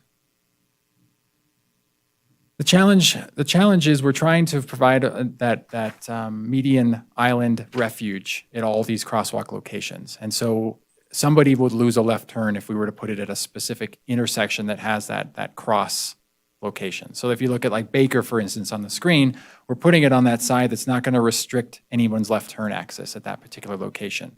Whereas if we had had it on the other side of Baker, that left turn into Baker would be prohibited. Similarly, at Meadowbrook, if we were to put it on either side of Meadowbrook, one of those two left turn movements would be prohibited. Unfortunately, Woodcrest is the location, because of its interconnectivity in the neighborhood and back traffic circulation connectivity. This was the location that seemed logical that had the most out of direction traffic. Well, but I would argue that if you moved it down to Maryland's, that you would have the similar configuration as you do at Kansas and Arizona. At Maryland's. Oh, okay, I was going the other way. Right. We can look at Maryland's. Makes The sense. benefit to Woodcrest is that it also does provide connectivity to Sealiger Elementary. And so that provides that direct connection. But Maryland's isn't that out of the way, and so we can certainly look at putting that there and maintaining the left turns at Woodcrest. Even if you moved it to the west side of Maryland's, Yeah, that's where that's still close. that's where it would go on the side where there weren't left turns in, which would be the east side of Maryland's. Well, yeah, So that we don't but that's lose the still, lefts. that's still not that, Not that far. I mean, it's a very narrow block. I mean, I would think that, That makes my concern about what, narrowing the 200 center line feet, median maybe? less concerning. what's that? It makes Right. narrowing the center medians and the center lane less of a concern. Yes. Yeah, and Yes. additionally, it's gonna keep the people on that street on Woodcrest from having an issue about not being able to make a left turn out of Okay. West Woodcrest. Okay. Yeah, the idea was to make this street better for them, not that we were going to get the phone calls about how we made their traffic pattern worse. So do we meet more of the goals that we're setting here today with all of us by just moving that to Maryland? We probably do, right? Meets almost everything that we've been talking about of wanting to achieve. Okay. So is that enough direction that you need on this design for the next Absolutely. round? Yeah. Everybody's okay? Mr. Dotson, did you have more? I had a quick one. I noticed that from your public outreach efforts, that the enhanced street lighting was the most positive comments. Are you going to address that? We haven't looked at where the power connections are, but we'll look to do some street lighting out there, yes. seems like there might be some pushback on that from, the residential area. There are some streetlights in a few locations, so I'm not sure if it's too out of character, but I hear what you're saying, and yeah, understood. Okay. If there's no further discussion, we have enough on 5B. We're going to move on to agenda item 5C. Ms. Schutte, is your disclosure from 5B a duplicate here? Yes. Let the record reflect the disclosure for 5C, please. Item 5C is on Far West Engineering to perform civil engineering for the Root Street rehab. Does any member have a question on this project?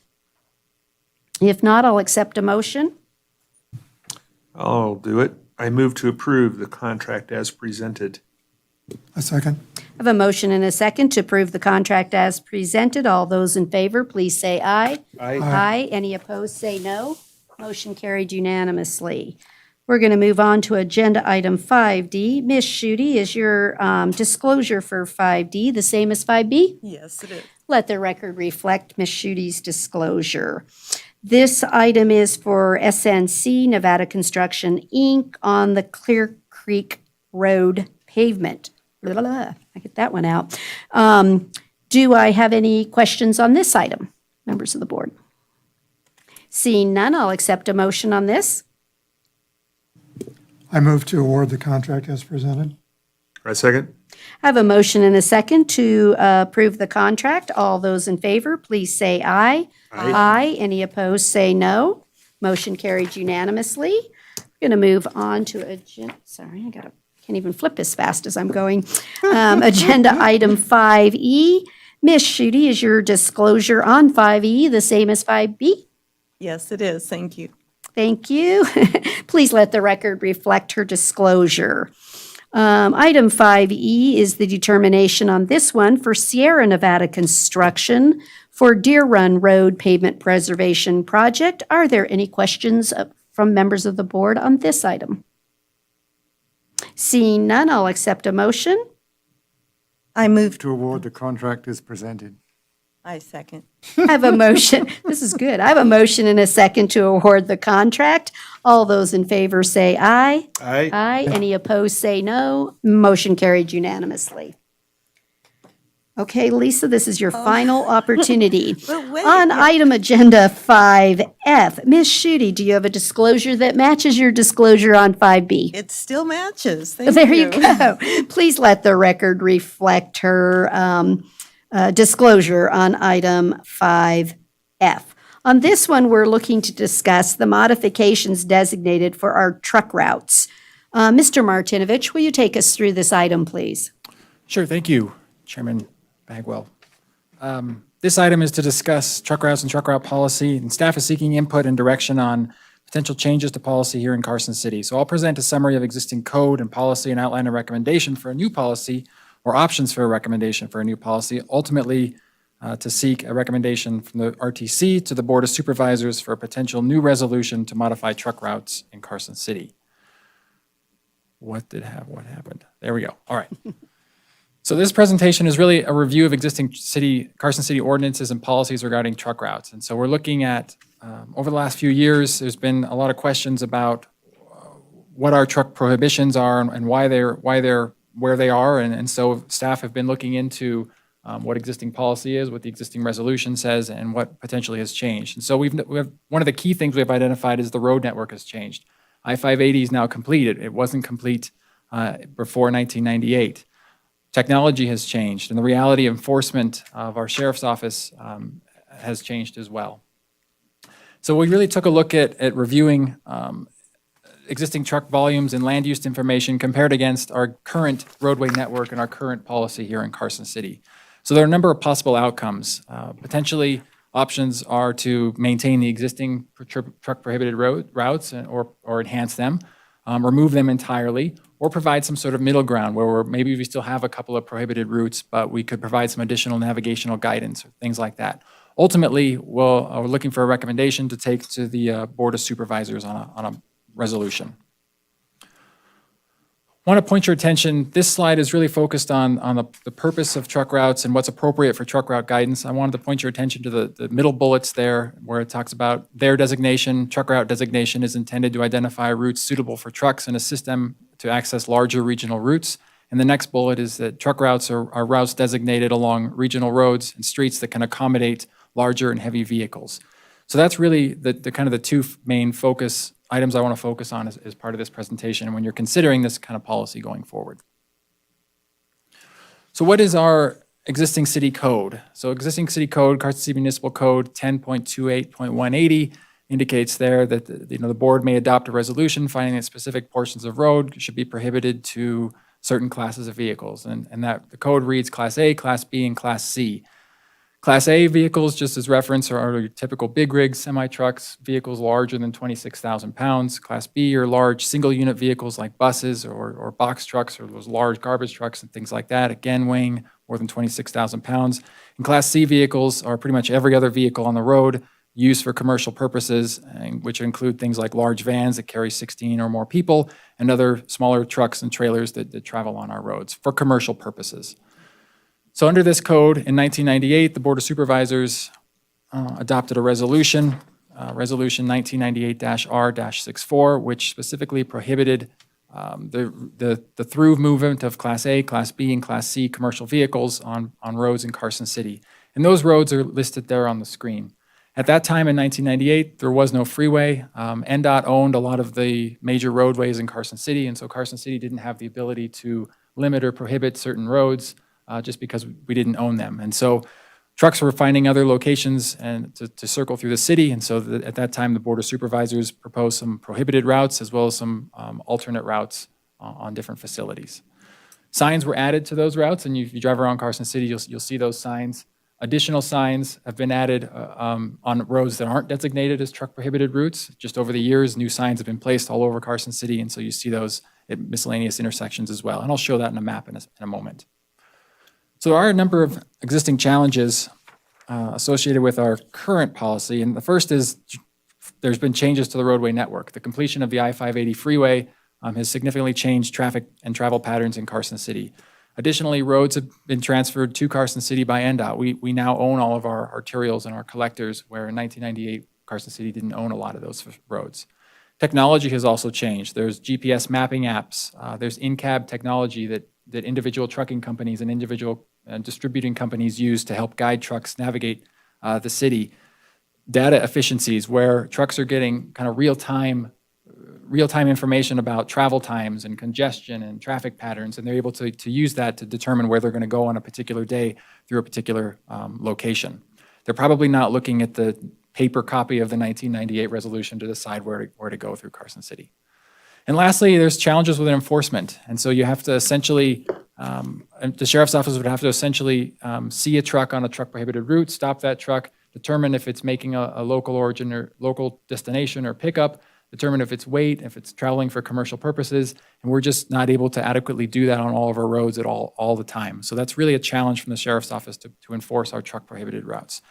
Ultimately, and regardless of a prohibited route, trucks can travel on any road in Carson City, whether they're prohibited or not, if they're making a local delivery or they're making a local pickup. So we can't prevent somebody from making a delivery if they happen to be driving a Class A vehicle and need to drop something off at their business or their house. That's allowed to do even under the current resolution. So what do we do about our existing challenges? Well, in the summer of 2020, NCHRP Report 943 was published, which indicated and provided some guidance on the formal designation of truck routes. And there's a key statement there from the report that I included in this presentation. There were a number of factors identified in that report. We pulled out a number of them more appropriate to Carson City, specifically looking at truck volumes, looking at land use classifications, industrial, commercial, looking at roadway classifications, whether they're local, collector, or arterial. We looked at roadway geometric characteristics, which includes things like the ability for a truck to make a left or a right turn without clipping a signal pole or without running over a curb, or there are adequate turn lanes for that truck to make that movement. We looked at operational characteristics, which include things like, are roads more multimodal focused, or are they more in more rural areas where there's a lot more truck traffic? And then we looked at regional route access, where where are trucks wanting to go to get into and out of Carson City? What's the quickest way to get to the freeway interchanges, for instance? So I'll point your attention to one of the exhibits that was included in the staff report. It's Exhibit 3. This is the map of the existing truck prohibited routes in Carson City. It also includes the signing of all the truck prohibited signs in Carson City.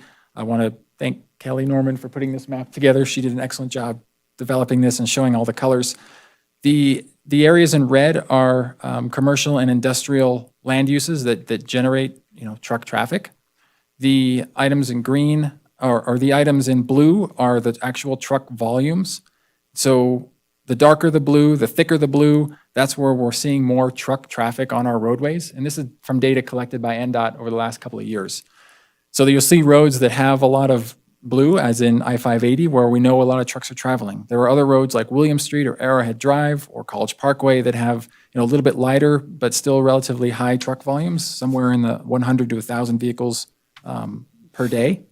And then there's other routes across Carson City that have miscellaneous truck routes scattered throughout. So you can see where trucks are driving. You can see where trucks are going and where they want to go. And generally, they're coming from those industrial areas, which are those yellow dots and those red areas, and using those regional roads to get to the interstate or the highway system to lead into and out of Carson City.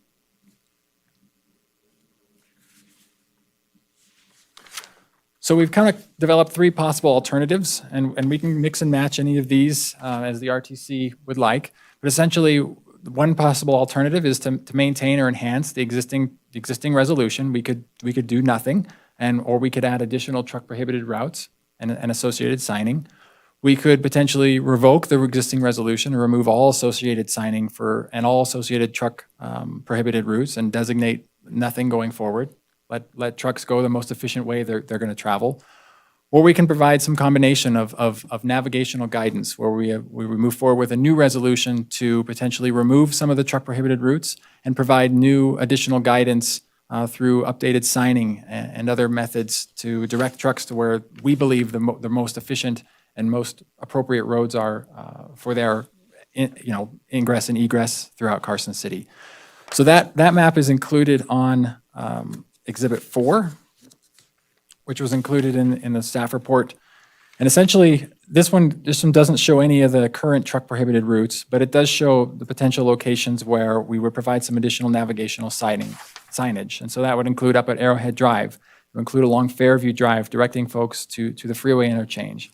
Along South Carson Street, rather than sending trucks potentially down Carson Street, maybe we want to direct them to the freeway interchange and things like that. But there are always local origins and destinations, and trucks are going to make pickup and deliveries wherever they need to go.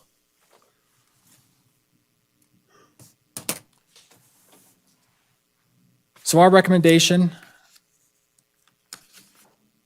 staff's recommendation is that the RTC recommend to the Board of Supervisors to adopt a new resolution that would update and remove some of the truck prohibited routes and associated signing, and to install new signing that better focused on navigational guidance to the regional roads in Carson City.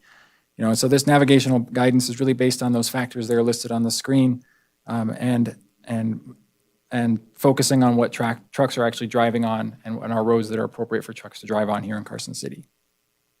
If the RTC is in agreement with this potential concept, then we would work toward drafting a resolution to present to the Board of Supervisors and move forward with that. Should the resolution be adopted, then staff would move forward using streets maintenance crews to adjust the signing over the next several months, as funding and staff time is available. So that's the presentation. I'm happy to take any questions on truck routes in Carson City. Does anybody have a question? Greg? I'm curious what the driver is for this. Is there a problem, or is it just a matter of it's been over 20 years and we just need to update it? I mean, what's the driver, I guess? The period of time is one driver, but there have been a number of questions of why trucks driving on my street, what are these signs, how do we enforce this? And so staff just been over the last several months kind of doing that data collection of questions that we get and starting to look at our existing policy, and we just were ready to present somebody to the RTC for some additional direction and input. So basically they have Class A trucks driving in their neighborhood, or is it just a box truck? I don't know specifically what type of truck is driving in the neighborhood, but we do get periodic complaints and calls about trucks in the neighborhood. I've gotten lots of phone calls in a couple of the areas where the public is wondering, why is this allowed here? They may or may not recognize it's a local delivery. So especially the ones filled with rocks that are going places, and they don't see it making a local delivery. So Colorado Street is the perfect example where they think it's an easier turnoff, get on to Solomon, and that's a residential area and should not be a through zone for trucks. So they wanted to be added onto the list to say we're not a truck route, and asked, and so I'll just be on, I asked staff to look at it. What is our truck policy? What makes one yes and another one no? And like you said, discovered that we hadn't looked at it since 1998. So the real question is, one, how many people are not doing trucks on these existing routes? And so if you can go back to Kelly's map that showed me the number of, so her blues. So if we were to say, all right, Arrowhead Road, where it is prohibited, do we have trucks there now anyway? Even though it kind of gives, if that makes sense, where I'm going. How many are ignoring, like you said, don't even know I can't be there? So how many, because she's got it broken down by color. Yes, and I will note that we don't have data for every road in Carson City. No, but if we could even look at, do we see something on the roads like Arrowhead? Is that which color of blue currently? So on that truck prohibited section of Arrowhead, we don't have any, No either data. there's no trucks or there's no data traveling on. Yeah, either there's no trucks or there's no data. But the red areas are the industrial. Yes. And so I guess what I'm looking for is, if I were to remove Arrowhead, let's just say, from this, the odds of me now picking up 500 trucks a day going on Arrowhead is very minimal, because it doesn't have the right parcels around it that would generate truck traffic. I guess that's what I'm after. I don't want to take zones and suddenly go, we used to have 10 to 100, now we're going to have 1,000. And so you don't see that as an issue. That's what I'm really after. You don't see that I'm going to have a plethora of trucks where we don't want them. I do not, on that particular road, I think trucks are looking for the most efficient way to get out of Carson City. In 1998, trucks traveling out of Arrowhead Drive, the quickest way to get to Reno was down Arrowhead Drive, make a right turn, get on the freeway. Get on the freeway. It's much easier now to go down Gonai and get on the freeway at College Parkway. So I don't, in that particular instance, see a significant increase in truck traffic on Arrowhead Drive. Not to say it couldn't happen. But you don't see it being again, one or two trucks might do something, but you don't see a substantial impact suddenly on that road from truck traffic. I don't. And one thing we could do is we could put our counters out and do some classification counters to see how much traffic is using that road, truck traffic today, as background information if we don't have data. I'd feel a little more comfortable understanding the truck traffic now. How many are ignoring that it's not a truck route? And so why do we have a resolution if we're not going to enforce it? The sheriff's office isn't going to enforce it. But I also don't want to. So I know, like on Edmonds, I know that the prison system follows the prohibited truck route. And so I'm concerned that suddenly, we're going to get an unintended consequence, and we're now going to get out of them 15 deliveries a day leaving from their warehouse and going into the warehouse. So, but is that, like you said, if you were to take truck counters, maybe I'd feel a little better. What do you guys think?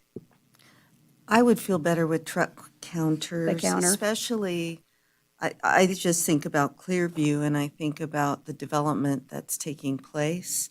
We already have neighborhoods that they're stressed and they're bummed with the added traffic. And so then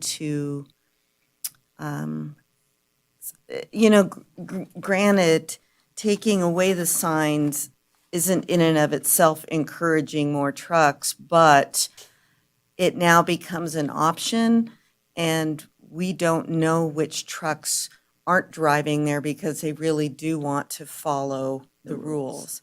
So I'm a little concerned about this. I also look at, back to the Arrowhead Drive, it really does link over, and so it could be a way. To avoid stoplights or whatever. Yeah, so that just, that worries me. However, in the wording, the update for navigational guidance, new resolution to remove or update truck routes. So to remove a truck route, that is like making it even more difficult for trucks versus adding a truck route. So maybe it's manageable to still update in a respectful way to the neighborhoods. I think, and I'll just touch on a couple of those points, and then I'll kind of give my other thought here. So on Clearview, there are no signs on Clearview today, even though it is a truck prohibited route. And we are seeing, according to our data, that there are somewhere between 10 and 100 trucks traveling on that road per day. So again, in 1998, Clearview and Kuntz were alternatives to avoid going downtown Carson and get to, the shortcut to East Dayton area. That's probably not the case anymore. People are going to turn on the freeway to circumvent that. So I don't foresee truck traffic increasing on Clearview. My other thought is, there's nothing to say that this board or staff could move forward with maintaining a few of these if there are particular areas where we have concern, and just kind of maybe we have one or two truck prohibited routes still, but maybe the majority go away where we know that vehicles aren't going to be traveling on there because the road network is so different than it was. So that is certainly an option that we're willing to entertain. That makes sense. Chaz, did you have some comments? Yes, I too like the idea of getting a little more data on the truck counts, because they're going to go the quickest way, right? And sometimes the quickest way is the shortest way or the most direct way, think of Arrowhead, but if they have to stop at 6 stop signs, maybe it's not the quickest way and they're going to take the road, go nice south and get on the freeway. The other concern I have is if we remove the restrictions on some roads that have poor PCIs, are in poor condition, and they start getting used a lot more, we're going to be needing our extra dollars a lot quicker than we might otherwise. So I would be I know we're doing our best to direct them to certain routes, but we want to make sure that we don't take a prohibition off and have a whole bunch of trucks use that road. And not only is it in a residential area, but it's also falling apart very quickly. So I just think we need to sort of keep that in our heads too. Okay, appreciate that. Thanks. Mr. Dotson, did you have comment? I was just going to concur with the example that I can think of is the Arrowhead section. I, for one, take Arrowhead as opposed to College Parkway because of the lights to get to the golf course quicker. And I think the reason that the trucks don't go there now, even if the survey indicates, that there isn't much travel there, is because of that prohibition. I know there was a lot of pushback from the Arrowhead residents when the freeway went in. One of the reasons that there are roundabout ramp terminals there at Arrowhead is for traffic calming. And there was a lot of concern from those residents about speeding and additional traffic. So I like the idea of updating the signage, but I would strongly recommend a look at continuing to prohibit some of these locations. So if I could maybe summarize, just so I'm on the same page as the board here, probably want to maintain Arrowhead. We want to maintain Edmonds. is there appetite or desire to maintain Clearview, Kuntz, Silver Sage, or downtown Carson Street? Downtown Carson Street's there now? It It's is. not on It's a this truck list, prohibited okay. route. Oh, it's not on the list. We may not have, I'm surprised it's not on the list. That's That was okay. probably an error by me. I would say we would keep, Carson Street on, and Arrowhead and Edmonds, and then if you could give us the data on Clearview and Coots and Silver Sage. So again, if you already have the truck traffic, because we haven't had the signs, and that's something the residents are already used to, I guess that's what, like you said, I don't want to exasperate any residential zone, so sorry, it's great, but I need to zoom in better on this map. But if you could look at, the Ruby, the Emerson, Clearview, Kuntz, and Silver Sage and give us some data, I would say we want to keep Arrowhead, Edmonds, and Carson Street as prohibited truck. Because we already have enough comment from the public in those areas, if that makes sense. Okay, So maybe just a little data, then we'll be able to help you. for sure. And that was one of the things on the guidance. A gentleman came through that's riding his bike in 191 countries, and he came through to take a picture. And one of the things he was really indicating to us the other day was we need to update our Google Maps. And he thought to route people. So truck routes, bus routes, and bicycle routes. And so he was telling us that, I don't know if it's as simple as he said, but the guidance piece, I think, is important that you're talking about, that we are giving truck routes, bus routes, and bike routes of where we want people to go and what roads we want them to utilize in our community. But it was interesting because he wanted to go up to Lake Tahoe and be safe with his bicycle, and he wouldn't take the bus, thinking that was the way. But he says, I can't even get any information on the Google. I'm like, interesting. So I just bring that up as what can we do to enhance, to put people where we want them to go, no matter the mode of transportation. So, right? I think it's timely, Mm-hmm. Very timely. So do you have enough on this item? I do. Thank you. All right, then we're going to move on to item 5G, which we've had previous discussions concerning CAMPO money. And so this one deals with 4 applications for federal transit grants and local matches. Do you have a question on any specific application you would like to ask? Anybody? No. Mr. McQuarrie? Yeah, I did. So what is it? The first one, the big one for the contactless fare payment. I was curious how that was going to work specifically. Is it, I mean, do you get a prepaid card, or do you use your phone, or is there something in the bus that either your phone or a card, or how would that work? Yeah, so before we, I guess, implement any sort of contactless fare payment system, we would have to go out to bid. So it would depend on the type of bids that we receive. But we're not taking anything out of the question, whether it comes to the systems that use a card that you would load up or something that's on your phone. The biggest thing we'd be concerned with is just, making sure that they're safe and things like that. But as far as the actual build out of how, what type of unit we're going to use, that really depends on the types of proposals that we receive. But we're pretty confident we can get something that's going to work pretty well for the grant amount that we've put in for. Correct, yeah.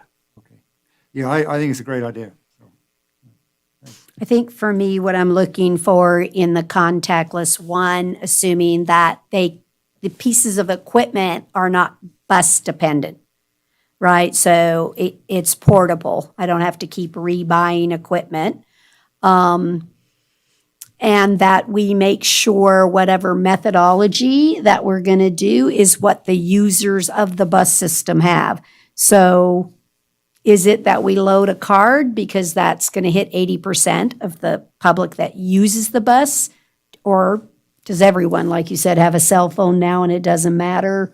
Everyone's got one, but I think I would want to make sure that I'm matching up the system usability with the ridership itself, to be sure that's in what you're bidding for that. And then my only concern is the ongoing operating costs that are going to occur. And I think it's important that we recognize it's a cost center we do not currently have, and you don't see a reduction in another cost center. So I'm going to have, at the end of the 3-year period of time, I'll have the ongoing contract or whatever's necessary with this payment system. So what are you estimating is the ongoing expense that we would have to, as an RTC, get the Board of Supervisors to give us some more money in our match money or in our operating funds? So where do you see that at the end of the 3 years? Yeah, that's a great question. So part of it is some of the costs are kind of being absorbed. So this contactless fare payment system, like currently Jump Around Carson already has like an app that we use and we pay a company for. So that app may end up going away as we get this contactless fare payment system that comes in. And so that the cost that we're paying towards them is now going to be shifted to this new payment system. So some of those costs are going to be kind of offset. So the number that we have on the Exhibit 5, which is on page, I believe, 321 in the packet, we put down $23,000 annually. That's the local match share of it. We do 50-50 for these types of expenses because these are ongoing expenses. But in reality of that 23,000, it's probably a new amount is probably not that much. It's closer to $10,000 to $15,000 a year. One of the ways that we're kind of thinking about how to make up for that $10,000 is so Jack hasn't raised their actual fares for over 15 years since the inception of the Jack system. Currently, our fare is $1. According to the Bureau of Transportation Statistics, in 2019, the average fare for transit was $1.63. So possibly something we can look at is a fare increase of 25 cents, 50 cents. So at our current ridership level, at our current fare structure, we net about $100,000 a year in revenue just from our fare box. So a 25-cent fare increase would net us $25,000 extra annually. And again, that's just something that we would discuss with RTC if we wanted to move forward with that. Same thing with 50 cents. If we added a 50-cent fare increase, that would be $50,000 a year extra that we would bring in to help cover these costs. Yeah, I just want to bring that to light so that we're all aware that when we're applying for this, and I'm certainly in favor of doing the contactless and the way for people to load up cards and things like that. I want it to be on the record that maybe at year 2.5 or something of implementation, we may need to consider a fare increase, because there isn't a guarantee that the Board of Supervisors is going to give the Jack system additional match money. So, I don't want to lose service in the Jack system to support this. And so I just want to make sure always on the record that we understand the impacts and where we're going with this. So again, I'm more than happy to do so. I just want you all to recognize that maybe at year 2.5, we'll be bringing a potential fare change, which would be easier because they can now do it electronically, so we don't have to worry about coin. So that would be great too. Shooty? So is this, so currently Jack only accepts cash fares. Would the contactless fare still allow people who want to pay in cash? Can they still do that, or is it strictly now through other means? Yeah, so this would be a supplement to the cash fare payment. Supplement to, Yeah, great.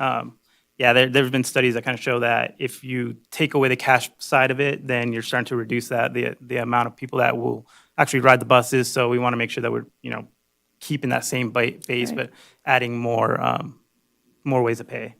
Thank you. Any other questions? Okay, I'll accept a motion on this item, please. I move to approve the 4 applications as presented and to authorize the RTC Chair to sign the authorizing resolution sections of each application. I second it. I have a motion and a second. All those in favor, please say aye. Aye. Aye. Any opposed, say no. Motion carried unanimously. Thank you, Mr. Cruz. Okay, we are on to agenda item number 6. Miss Maloney. Thank you, Madam Chair. I wanted to provide a couple updates to the RTC for those that are not on the Board of Supervisors. Last week, there were a number of transportation-related items on the Board of Supervisors' agenda. The first is that staff are submitting a grant application for the new, it's essentially the rebranded federal Tiger program, now known as RAISE. And this is for the East William Street Complete Streets project. The project's estimated to cost about $16.9 million for construction. As this board knows, we are planning a feasibility study for William Street to be funded through CAMPO in this next fiscal year. And so design should follow in the next calendar year, and then we're looking to construct in 2023. So should we be awarded this RAISE grant, it would be very similar to the Tiger grant on South Carson. On a personal note, I was talking to the deputy director over at NDOT, and she said, you know, Lucia, you don't win 2 in a row. You won't win the Tiger. And I said, that's nonsense. Carson City can do anything we want to do. So we have a really good team. We did, Darren Schultz and I sat on a call with Senator Cortez Masto about a month or so ago. And one of the comments she made was, you know, for those that are going after these, you know, you're going to need piles of support letters. So we have identified a number of organizations and partners to help us with support letters.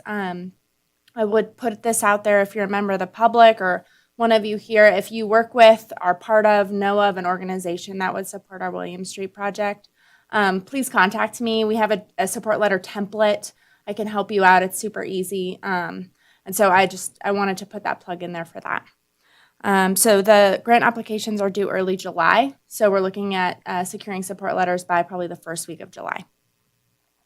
The second item that was on the Board of Supervisors agenda related to school zones, following up on the item that was heard here. Resolution 21R17 was passed to adjust the school zones on Winnie Lane over at Boardwick Bray, on Eagle Valley Middle, and at Pioneer High School. So that was passed consistent with the direction from RTC.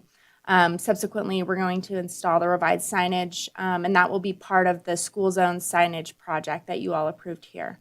We're targeting before school starts in August, but don't be mad if it's a little bit after that, depending on how soon we can get the contractor out there. We'll keep you posted on that. Third, the Kings Canyon, the big flat project, the road reconstruction, and the parking lot for the trailhead. As you know, that project is managed by Central Federal Lands, so the feds manage that. They put it out to bid. They received 2 bids for construction.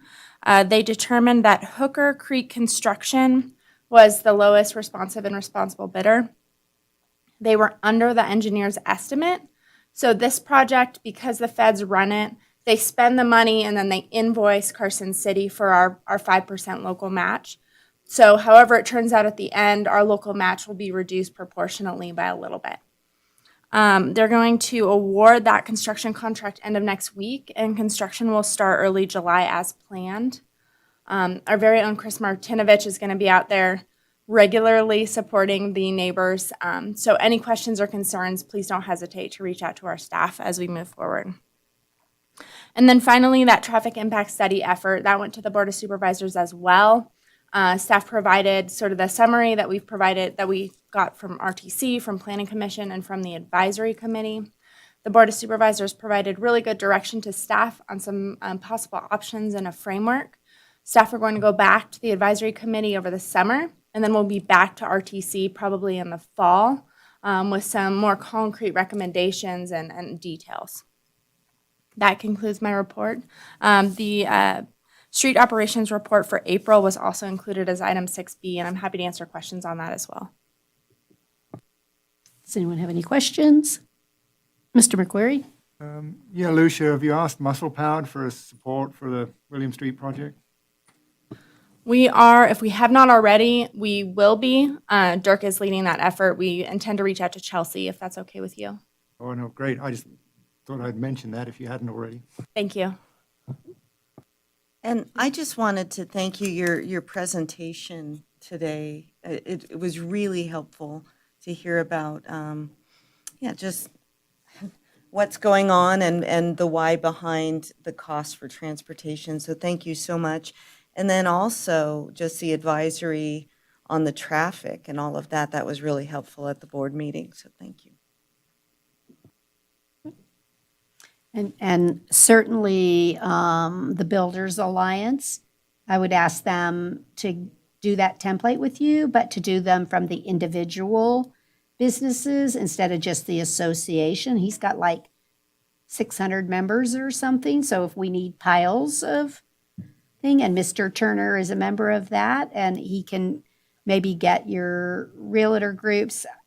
If we're looking for thousands of letters of support, let's do it. And like you said, let's show them we can have two. This one's Rays, it's not Tiger, so what do they mean? Yeah, right? Call it that, so good idea. Okay, anybody else have anything on the transportation manager's report? All right, we'll move on to agenda item 6B, the street operation activity report. And I would just like a general question for me is when I, excuse me, look at the sidewalk and flat work, is that sidewalk work mostly in neighborhoods in which people have their sidewalk raised because of a tree? I'm really kind of interested, or is this, because I see that a lot of places, and I just want to give a shout out for staff that is even helping the residents with those problems. Rick Cooley, Operations Manager. Yes, it's quite a bit of it is. We get some other, like this time of year, we get not so much an A for April's report, but you'll start seeing lifters just due to heat. But right now, a lot of them that we were picking up that we were able to get on to in March and April, because we had such a light winter, is tree issues. Okay. And we've got a lot of those, and we've got a lot that aren't addressed yet, so that will But continue. is sidewalk repair work generally done via someone calling in and letting you know there's a sidewalk issue in a location? Is that the vast majority, or is it something, you're not driving around looking for them? No, usually it's something, we find some that way, but we've got a list. In fact, it's sad right now. We tell people that they're 4 years out before we're gonna get to their issue. And so that's the backlog we're at. And that's just with people calling in, letting us know there's issues. We know there's a lot more issues out there that we just can't get to. And it's a function of dollars and people. I mean, we've got 2 contracts we're ready to go out right now for contractors to come in and do large portions of, let's call it rotten curb and gutter that's out there. But a lot of these tree issues they get put on a list. We'll go out and we've started going out and ramping with some QPR, some asphalt material, just so they're ramped, or we'll go out and do some grinding. But it's a sad situation. And especially to tell somebody on the phone that, we agree, that's a problem. And we actually keep a calendar, we put them on a calendar, we can tell them when we're gonna be there. And if things go great, like winters or whatnot, it bumps up. We're actually a month ahead of schedule right now, just due to the light winter, but we're telling them, here's where we're gonna get to you in 24, 25. I mean, it's a sad state. I just thought it was important to bring up areas of concern or issues, and while I look at this and go, woo-hoo, look at all that they did. What I don't have is, woo-hoo, how much is it 3 times this that's in the backlog? So I don't know, I just wanted to bring up sidewalks. I really appreciate this report because it helps give me perspective of what's happening. And I think sometimes we maybe gloss over this, but it's important that we recognize, as you've all said before, it's not just the roadway anymore, right? It's all the sidewalks and the curbs and the gutters and the just bicycle lanes and crosswalks, and there's just so much when you look at this. So thank you for your efforts. I do get lots of calls when you guys do go out and do a repair that say, what a great job. So please let the staff know. We will, That- and we've started to get more and more of those. It's nice to Yeah. get a couple of kudos instead of just getting yelled at all the time. It's, it No, I helps. wanted to put it on the record. I really do get people that tell me that that crew is like phenomenal, that they go in and do a really good job. So just want to bring that up. Does anybody else have any thoughts, questions, comments on 6B? No? Okay. Then we're up to 6C. Ms. Maloney, anything on 6C? Nothing else. Does any member of the board have a communication or thought they want to share under 6C? We've had enough for the day? Okay, with that, I will move to final public comment. Do I have anyone on the line? There are no callers on the line at this time. Thank you. Do I have any public comment in the room? Okay, seeing none. If there is no objection, we will adjourn. Done. Thank you all for a good meeting, good discussion.